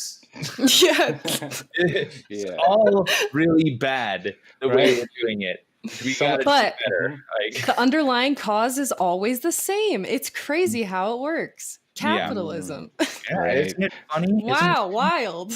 Because Not that's yet. someone in my chat brought up the good chud argument that like, what about all these vegetarian practices that are incredibly wasteful, and these soy milks and these almond milks and these new Your almond is processed so products? bad. Yeah. right? All these, the possible Whopper makes you have more diarrhea than the regular Whopper. And how about like, the at the same negative time, impact You on can't indigenous people? blame the And consumers that's why I love it. though.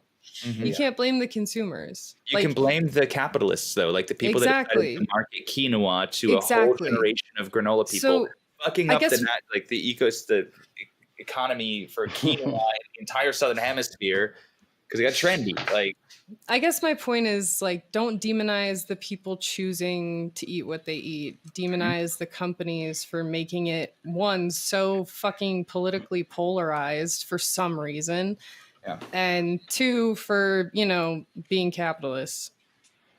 Don't hate the player, hate the game. that game. Preach. Yep. I've always Retweet, retweet, copy. liked, and Love the subscribed. sinner and hate the sin. Hate that. How y'all doing? Okay. Hi, that's right.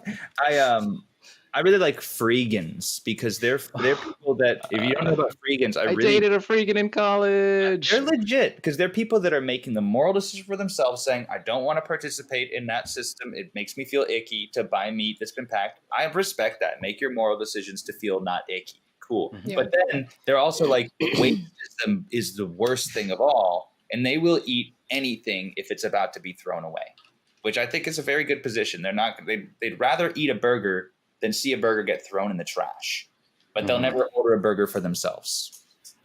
They'll just be like, they're the ones at the table that are like, "Are you done? You gonna finish that?" And they just eat Right. your plate. Or take it off someone else who left the table, like on the Yeah. way out. I have never. They're heard of scavengers. this. That's good. It's like the fish in the fish tank that eat all the every algae. every food cycle needs one. Every web Yeah, you got to have your scavengers, your secondary producers.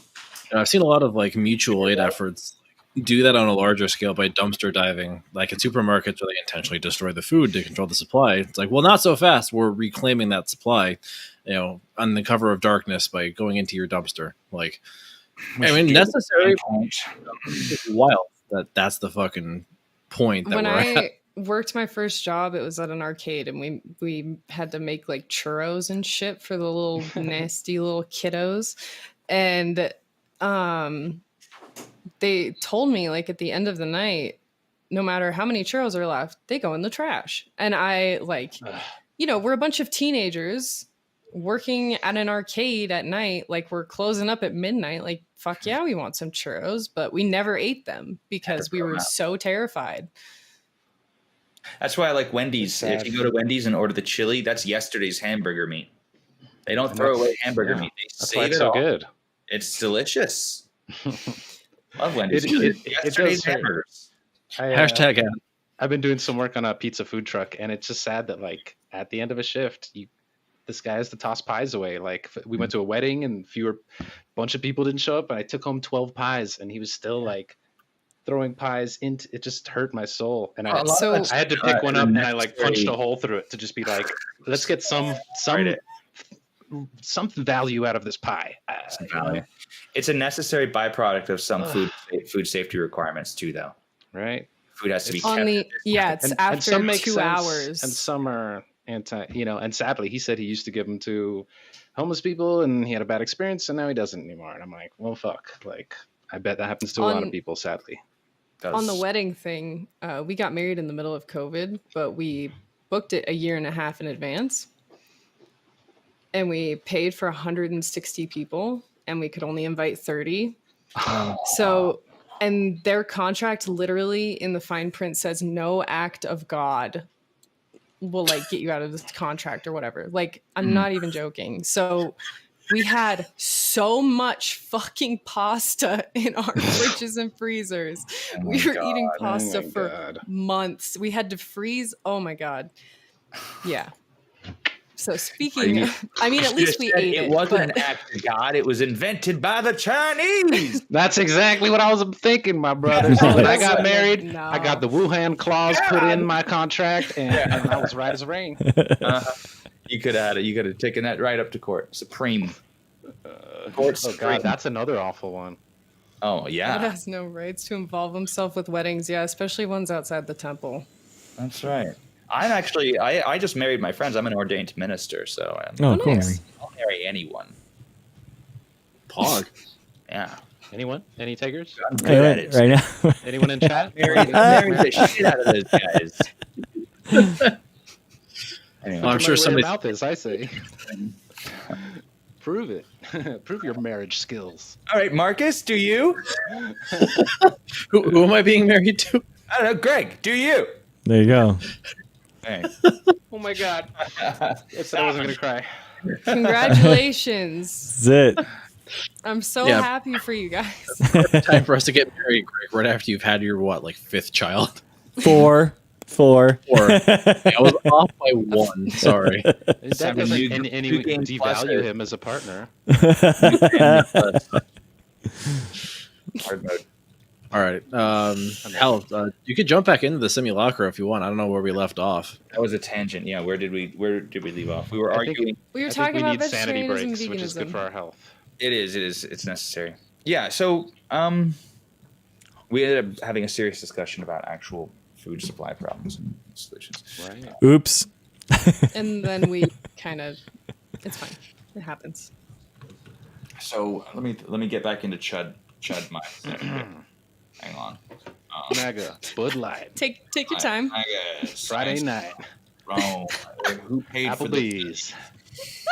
special interest Thin groups? blue line, Special baby. interest groups. So you know. No, one you of the- should have said Texas Roadhouse. Yeah. TGI. Outback. No, special interest, special lobbyist firms, the industry representatives tend to influence the trends of food and the popularity of diet trends based on what's going to be most popular to them. So tofu, quinoa, almonds, there's a lot of alternative food products that have been through lobbying firms and through paying super PACs and research firms are able to produce a narrative with a scientific veneer to make people believe that they can replace their meat proteins with beans and other vegetable options, which you could link me to the scientific literature. I'm not going to believe it because I know who paid for it. Big Bean. Soros. Well, so wait, I've got beans in my pockets right now. What? so Checkmate, beans. your body tell the difference between like bean protein and protein from a cow? I'm not a when it's been nutritionist. engineered to turn you into a soy boy cuck. Uh-huh. I think it has. I mean, the Technically. evidence is obvious. Real men in the audience can see. That's right. And if you disagree that maybe you've been having a bit too much soy, I don't know what to tell you. And it's not. I'm not being personal. This is an observation. It's not a ab hominems for your, because I'm sure your abs are real nice. But I mean, I'm ripping this from chat. Think about it. Joseph Robinette Biden? Coincidence? No, it all adds up. you know, when Joe Brandon was born, they put little babies into non-gender specific tunic-like garments. Mm-hmm. And if anything reeks of the trans agenda more than that, I don't know what it is. Mm-hmm. RuPaul, Well, all right. maybe, a drag race for of the kids. All right, so if we're going to talk about Joseph Raw Beanut Biden, the only bean he cares about is vanilla bean, specifically ice cream, because Based. the only thing he can fucking focus on ever is ice cream cone. Butterscotch. cone. What's the oldest person? Butter pecan? Is that the oldest person ice cream? Praline. Praline. Pralines and cream, Yeah. dude. Oh, don't go after that. Oh. Oh, Greg, I've got bad Shots news, fired. bud. They told Joe Biden it's, chocolate so- chip. It's actually praline chocolate chip. I like So it. The I spaghetti was- factory. Get I the was Napoleon. going to bring up the amino acids argument. Like, you don't get all your amino acids from plants, but I just Yeah. Google scholared it, and that's wrong. So Oh. that's pretty lit. Yeah, quinoa. Yeah, well, yeah. I mean, that's kind of where I was going, like in a broad sense. It's actually like helpful because I didn't know that either, Amber. Yeah, I thought it was like there were two that you can only get from animal like meat products, but nope, none of them. Nice. Well, I mean, Get think about fucked, it. me. That actually makes Like like myself. that's really good for like arguing for vegetarianism / veganism, right? Because you can actually Yeah. get complete plant protein, whereas on a meat based diet, you're not every I meat forgot you what eat is side gonna I'm have on, complete to be honest. protein. Yeah, they're called sides there. All right, Marcus. Side dishes. You can put all your leafy greens and all your bullshit there, but You, come on. you put your When dressing we get down with to your dinner, turkey. is a A big whole piece of meat surrounded side by of some beef. shit. Am I right? Now, if they can find a way to lab grow meat No, effectively, we're doing that now. affordably, in a way that I could buy steak, I'm looking forward to trying. And this is actually out of character. Honestly, I'm looking forward to trying a lab grown steak. Dude, I will. Dude, I have a whole. support I just got a whole video on that one. your actual cow steaks. If the lab grown steaks are good, I'll fuck it. I'll fuck Check with it out. Yeah, it's a there's it's like a cool space. full-on anti like fake meat movement. I know. Mhm. I had But no it is- idea. Cannibals are very excited because you can actually. There's a startup. They haven't done it yet. There's a startup where you can. Did you just nonchalantly say cannibals? How would you like to order a steak made of your favorite celebrity? You want a Ryan Reynolds steak? You want a slice of Gosling bacon? Oh my god. There's No. a company that's offering. No, I that's don't. offering a Rihanna rib. There's a company that's Peel me some offering Jordan you- Peele, please. They are gonna. Ooh, I bet he's tasty. No, they're gonna collect stem cells Jordan from celebrities who Peterson? volunteer, Oh god. and then you can grow Ramsey? steaks. anyone? Isn't what level of capitalism? The seventh level of hell. This is the YouTube video where we try a bit of Jordan Peterson on this side and a bit I'll of find the like link here. Sam Cedar or some kind of liberal. This Left is meat I don't like Right. Jordan Peterson. It's too salty. Too. I got you probably guys. more There's a moderate. link in chat. It's Too called tough. whitelabs.org. Yeah, how much of the Jordan Peterson meat contains Xanax? It's not a true Jordan Peterson patty if it's not like 50% alprazolam. You know, You gotta have it with apple juice only. Jordan The- Peterson patty?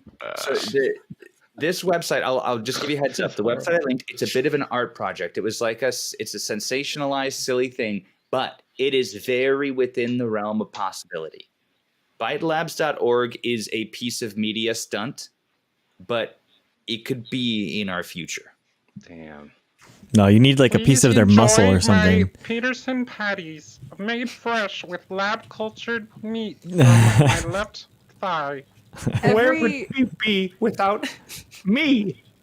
every kid that ever like got a good Kermit impression is just thriving right now. Jordan Peterson here. I like the hmms. I want to hear It fits. over the the Rainbow Connection, but about The rainbow. misogyny. Deflection. Yeah, the Rainbow Deflection. You Bro, woke can we write this down? moralists will What? pay. Yeah, the classic Kermit the Frog song of unity. Yeah, Yeah, that Baptized by ByteLab Jordan shit is Peterson. wild. isn't that crazy? You looking at it? I mean, that's just. I mean, I think that's just fucking like a hyper capitalistic overdrive at the end of the day. Like, oh, of course, it's a media stunt, but yeah. I media mean, like stunt somebody is based going to do on that a- unironically. Yes. Like that's what you're saying. Somebody Yeah, will do that. I agree with you. gonna happen. Black It's Mirror. gonna be Is that Pauly cliche Shore. to say Black Mirror still? Pauly Shore is gonna. Okay, what's that? Was no that Pauly was, that was Shore. God, stop I have making me no do idea bad what you guys are impressions of talking things. I about. resist. I resist the urge to weasel it up. yeah. Here, hang on. Let's get back on track. How? It you was said legit- lab- okay, stop. Oh yeah, lab grown meat. Mm-hmm. yeah, What we were- Greg. Yeah. I'd be yours down. is something about that. Inform us.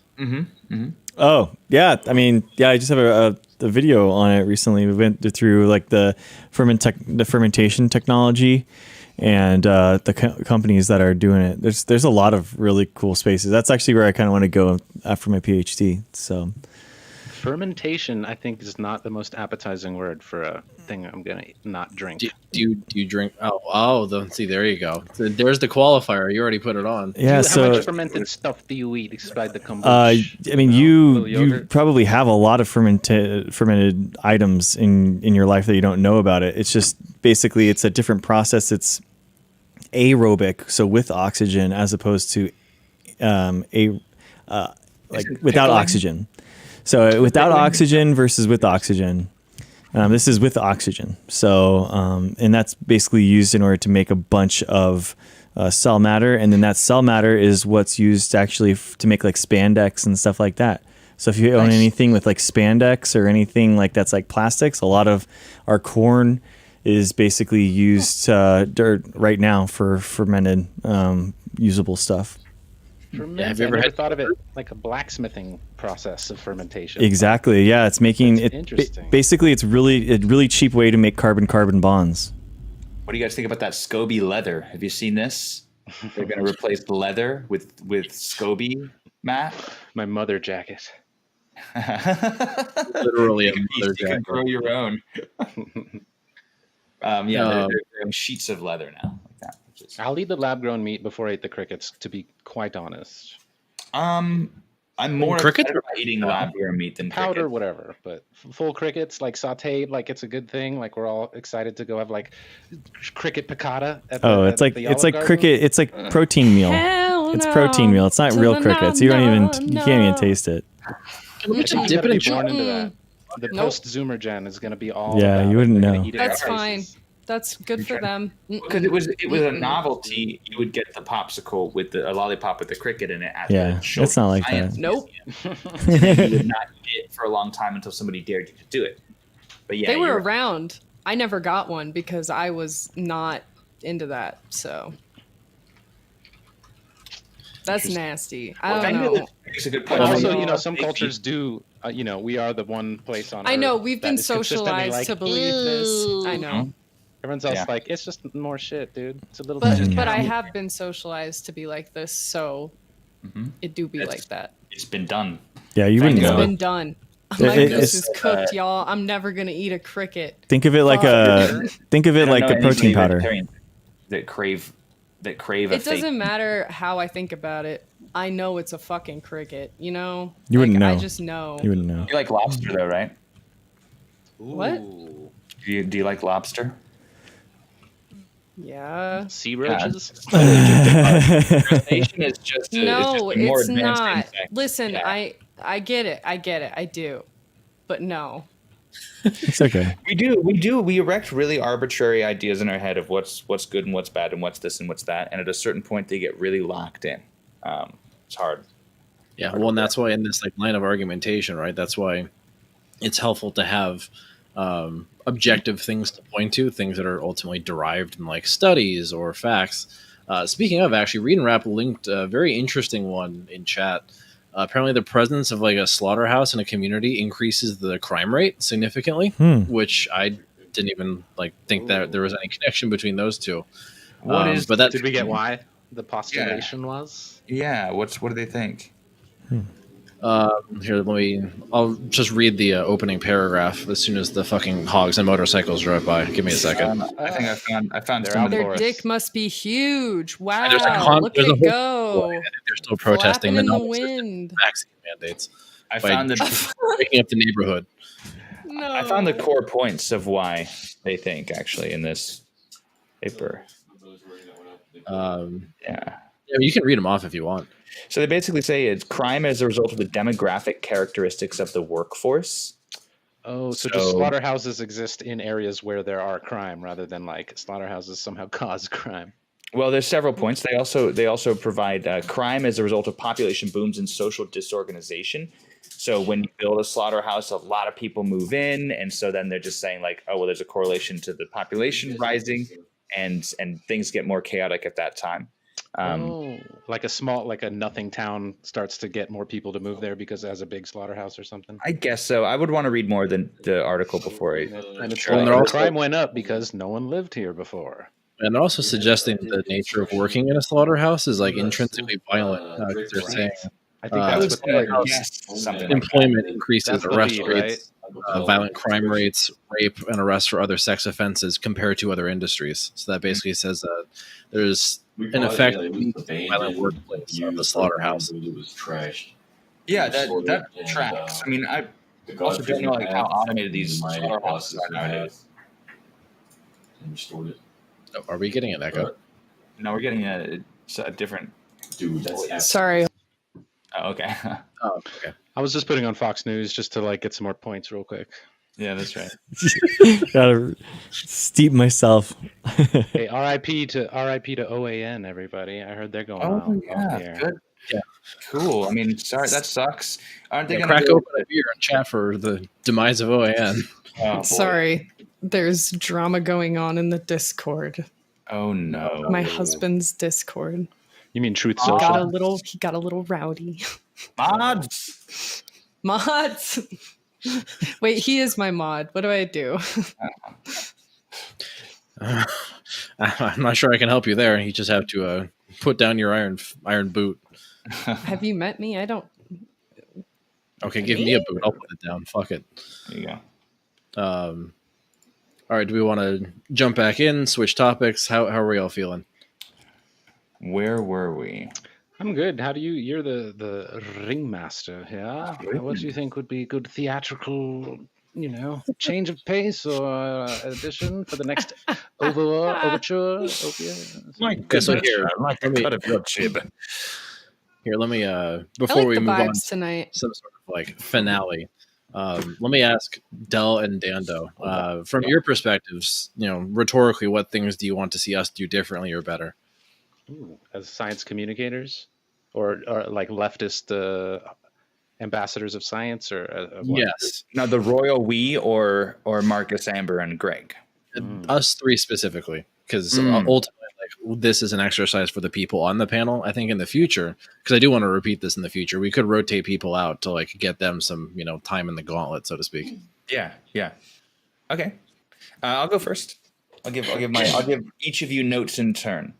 I'll Do it. start with you, Amber, because I absolutely I see myself in the way that you are trying to walk the balance between like the inherent humor you find in something, and humor is a great way to like burn off the pressure that you're feeling from social anxiety. You're like, there's a good joke there. That's going to take some of the load off. That's totally I something. don't like being seen like this. Stop That's it. right. You're peering That's into what- my soul, man. That's What what the we're here fuck? for. That's what we're Constructive here criticism. Oh, look, I just did it again. for. See? Okay. It's Continue. absolutely, it's totally cool to satisfy that impulse, because that's what's going to give you the comfort that you need to continue to put yourself in these situations, which will raise your threshold of how much you can take before you start to feel uncomfortable. So I think for you, keep doing it. Don't let the discomfort stop you from exposing yourself to it. Can I give some justification real quick? Sure. So This is When from I one was a- interaction, so I could be totally wrong, you know? no, you're not. And it's because like in high school when I was a militant atheist, I would get into debates with literally everyone. I would carry around God is not great, just waiting for someone to fucking debate me. Like I was With that big disgusting. shiny cover too. It's a Oh big yeah, it It's a grabbed loud book. attention, dude. Hell yeah! I know the And I one. would set it on my desk at Mhm. school and just fucking Yeah. not put anything on it. Like this is how deep I was. Anyway, so I realized at the end of high school that kind of cost me social interaction. Mhm. So now I'm like terrified to use anything except like humor. You know what I mean? Yeah. I hear you. Because I just want to make friends. Like, It's funny actually. I had a similar overreaction to stuff that I perceived myself as cringy in my high school years, and then I overcorrected, and then now I'm in my mid-30s, and I'm starting to accept those parts of myself that I definitely overcorrected for in my mid-20s. So it's a long process of getting to know yourself and then learning to not cringe at yourself and to frame things in a way where you can just trust yourself that you've communicated yourself and your intention as clearly as possible. And you can only control so much of the way people are going to receive you at the I end don't of the think day. I've ever had those two thoughts together after an interaction with a person. Like, Hard. yeah, I got my message across exactly how I wanted it to get across. Oh, and hindsight is always torture. So I think Yeah. that's how that phrase Right. um, I should have said that. Oh, Yeah. God. I shouldn't Now- have said that. it's always I shouldn't have said That's that. the worst one. Yeah, That's, you can't take it back. that one fucks you up, dude. Wish I had a Ugh. time machine. Or why did I say that? Oh my god. Why did I say that? Can at least be constructive. You might find something out. Or you might get canceled, brother, with the way they're doing people these Mm. days. Unless you don't agree to the alphabet mafia. I'm sorry, Oh, they switch will back. come for you. Yeah, it's an It's easy hard to get character. out of character. I mean, it's been like Chappelle, all that stuff. But yeah, It is. sorry. Thank go you, on, though. I continue really with the, appreciate that spiritual journey we had together. Mutual like cringe and overcorrection and yep. I think there's probably people in chat too that are really relating to that as well. It's a common experience, I think. Marcus, you're super knowledgeable. You have a really good way of just laying out exactly the counterpoints you want to lay out, and then your rhetoric is very even as far as recalling just some fundamental facts that are going to support your argument. You do that very well. Such that like I would believe that you're reading off of cards, because when I say even rhetoric, you are just basically saying, hey, 2 + 2 = 4, but you're really explaining some more complicated subjects than that in a solid way. So good. And Greg, we already talked about your method of it's like Socratic. You're just drawing. Yeah, exactly. All you do is just ask us questions and get people to give more and more and more, which usually when we hear ourselves talk, sometimes we realize how stupid we sound. So that can be really effective for some people. So, that's my notes. Thanks, dude. nice. The library is Thank you, open. Dom. Everyone got read. Dando, do you have anything for us? Just some general little things, since I am getting to know all y'all and such. Because it's funny, I do comedy and stuff, which leads to all these weird side gigs. And I have one with a friend where we end up talking to groups of people just to teach them how to be like better public speakers and presenters. And half the time it's business, and the other half the time it's science, because these scientists build these and like they bake the most beautiful cake and they drop it on the way to the podium. You know, like, it's like, no, it's the cakes. It still tastes delicious. It's still good, but no one wants it now. Yeah. So just it is not easy. Like when you get caught up in the moment, and you definitely like very simply breathe. Like remember to take a breath sometimes, especially when things are getting faster, things are getting louder. You're making a lot of points right now, you know, and I'm not going to be able to refute every single one. We're not going to talk about that, but you know, it's okay to like kind of zoom out for a second and be like, let me look at the battlefield for a second. I'm not going to go one by one down and refute every single point they made there, but I think those might tie into a larger point I may be able to make about this, you know.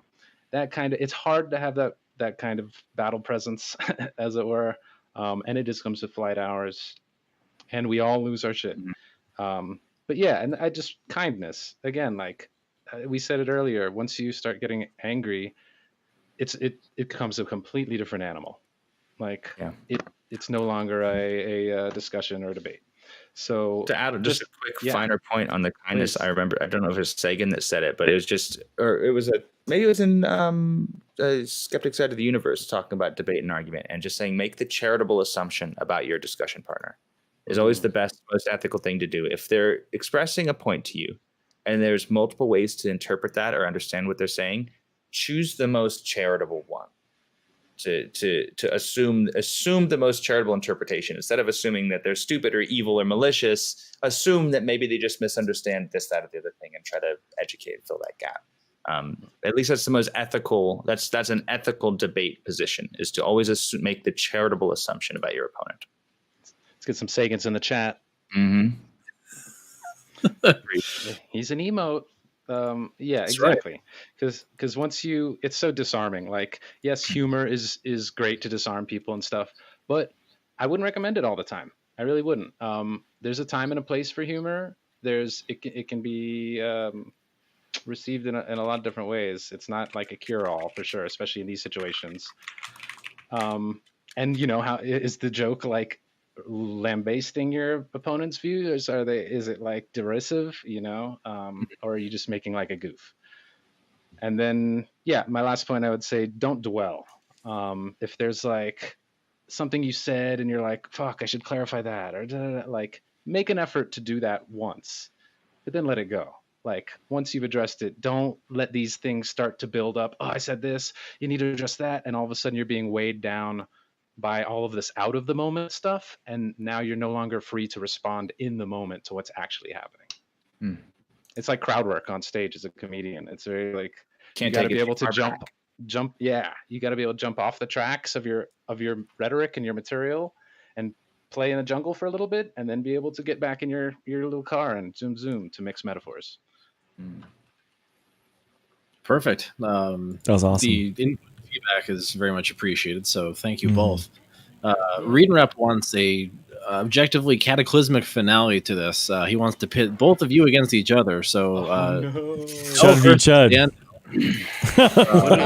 Is it going to be the special question? I'm a lightweight for this. This man spends time on stage doing stand-up and crowd work. Me, I just talk to Twitch chat. All right.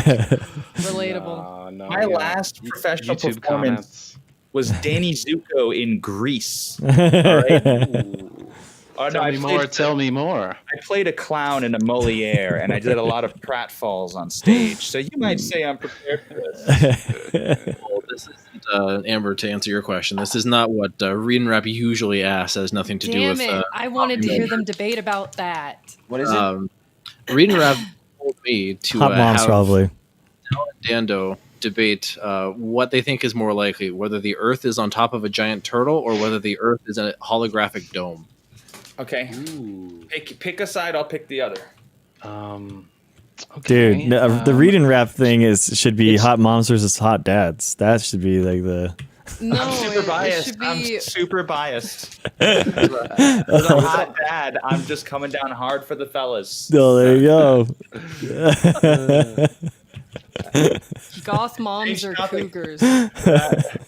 Oh no, That's more Read and Rap speed. Topic mommy milkies. Okay, so now we're off alternate Earths. That's kind of mommy milky. Go off, Kings. We can debate milkers. I mean, that's a great show. Chocolate. Big fan. Wait, strawberry.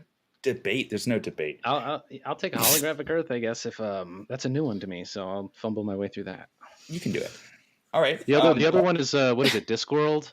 Yeah, Discworld, Terry Pratchett. So Terry, see, I have an advantage. I have the high ground right now because there's already been an enormous amount of literature put forth in the hearts and minds. Now, first, let me rewind. Philip K. Dick postulated in his Valis book, which was inspired by an extra-dimensional divine being by the titular name Valis. Valis Don't get communicates. sexual, please.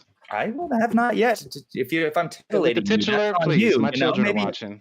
titulations are titulating, then maybe just chill out a little bit. All right. Get out a little bit. I'm still a little horny from that wasp thing, to be honest. Calm your The tits. dates. How did you not God. say that one? Because I Still don't take the low-hanging. It's the obvious one. literal low hanging fruit. Oh my god. All right. So Philip K. Dick and his titular extra-dimensional entity named Valis did inform him in his altered state that all works of fiction are in fact works of nonfiction. They're all projections of alternate realities that certain gifted individuals throughout all of human history have been able to channel and attune.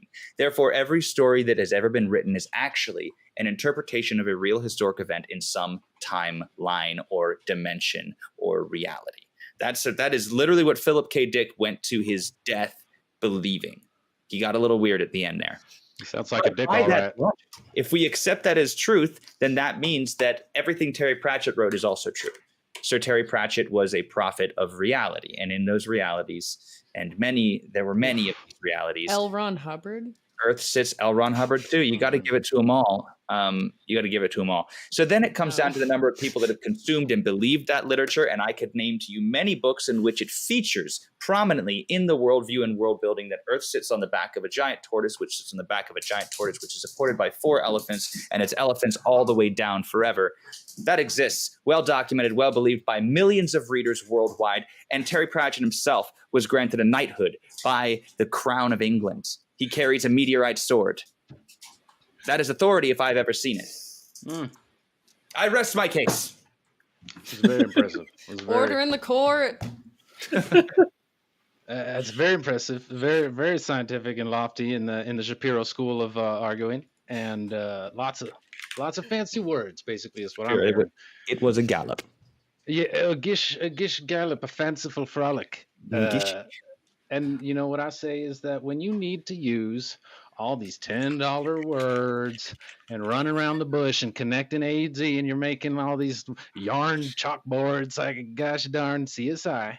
Yarn chalkboards. This shit ain't right, okay? What feels right? What fucking feels right? Oh, that everything is not an illusion? Pfft, give me a fucking break, all right?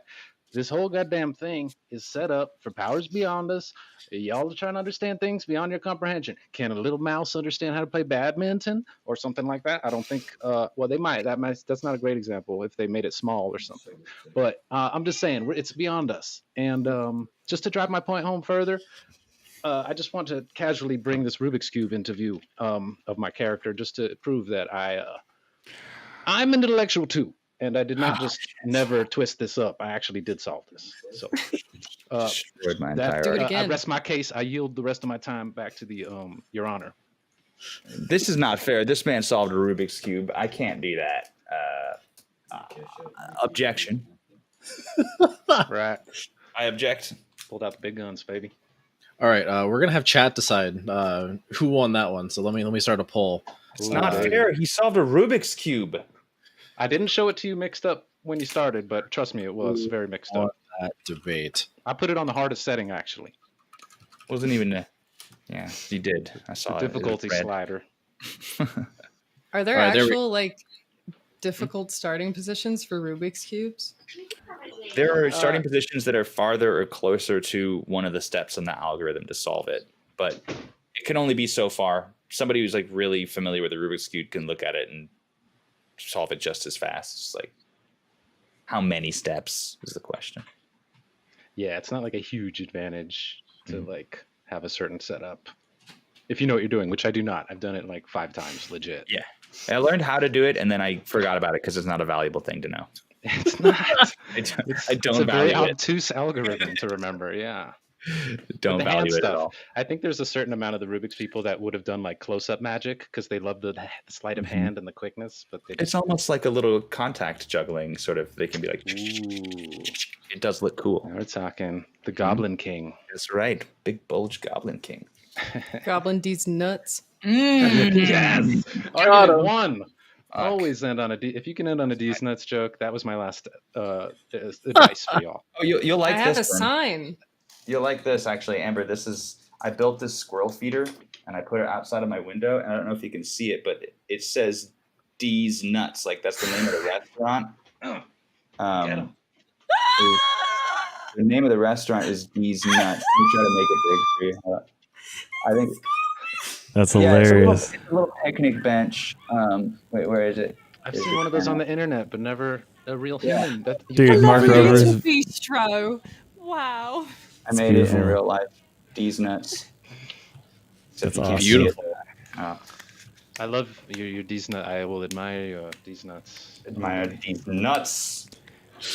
Dude, Go. did you see Mark Rober's video on that? So good. No, what did Mark Rober do?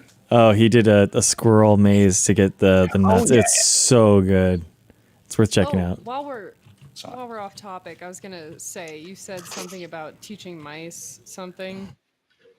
Badminton. Yeah, teaching mice badminton. That's how it's pronounced. Badminton.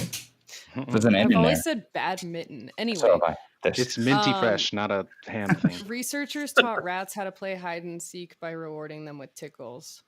Aww. Rats are so sweet. I dated this really nice girl that had rats, and she loved her rats, but she said it was just a heartbreaking pet because they die every 3 to 5 Oh, years. yeah. Oof. I was gonna say it's a shame about their lifespan though. It's so sweet and intelligent, and then you get to really bond with it, and then it dies, and then you get another rat if you're a rat person. That's Yep. just It's fucked up that rats and Great Danes live the same amount of time.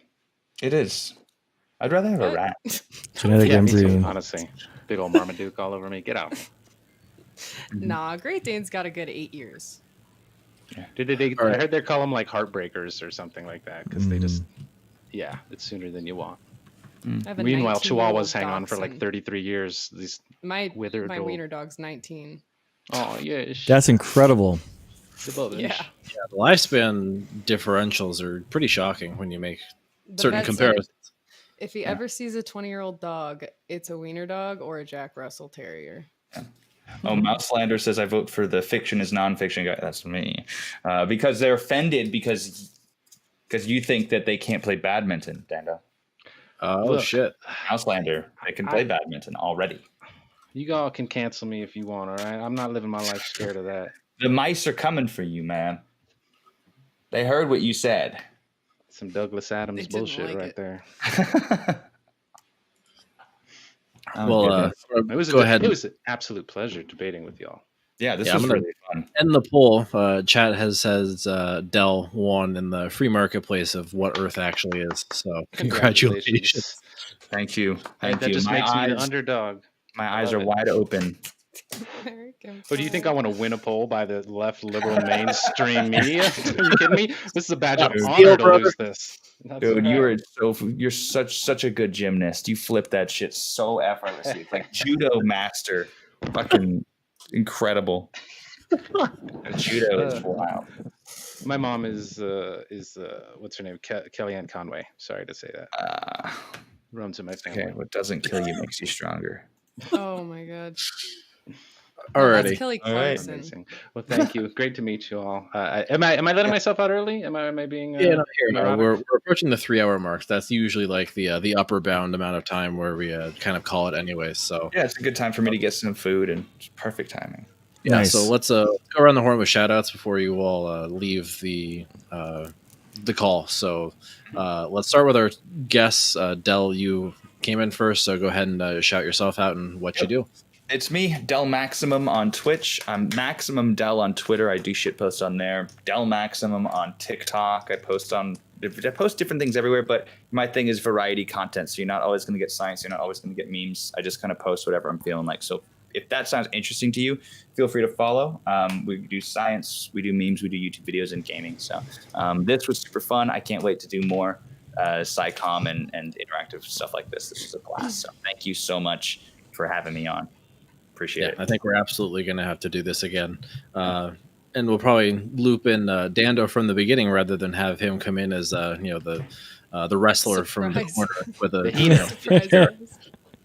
So Dando, go ahead and shout cooler? yourself out. Is it the cooler or the heater? How does that? I don't know enough about gambling I'm not sure. I thought that was wrestling. or something. Yeah. Thank you for having me. Yeah, Dando Rando, variety streamer, total variety. Sometimes I'll be like editing stand-up comedy or like creating assets for my stream. I have all these like silly virtual sets for all sorts of things. We may be learning how to roll joints or doing kung fu, or I interview someone every Sunday night. Also, I interview different streamers. That's how I know Homozygote. He's been on my show, and we had a great talk. And yeah, good times abound, randomness. And thank y'all for your time. Please vote for me. Very cool. I can definitely vouch. It was a good time hanging out with Dando Rando. Literally just a running riot of a human being. So very much recommend. All right, Greg, you're next. Hola, my name's Greg. I got a YouTube channel called The Peer Review. You can go there at thepeer.review. I got new videos on from the conversation on In Time and President Sunday. So those are some good new videos that are up on my channel. So check it out. And President Sunday scoffed me. He's like, dude, you are so bad at marketing yourself. Yeah, it should be, I'm Greg from The Peer Review, and I have a debate with Haas on genetics. That's what he said. And they're like, yeah, I got that up in my tab. I'm going to watch that after this. I was like, really? Like, I don't know, dude. People just keep watching that fucking video, but it's fun. I'm happy it happened. Anyway. I'm about to. Yeah. I can attest to it. There you go. Cool. Thanks, man. Yeah, I see it there. All right, Amber, last but not least. I am DN Amber.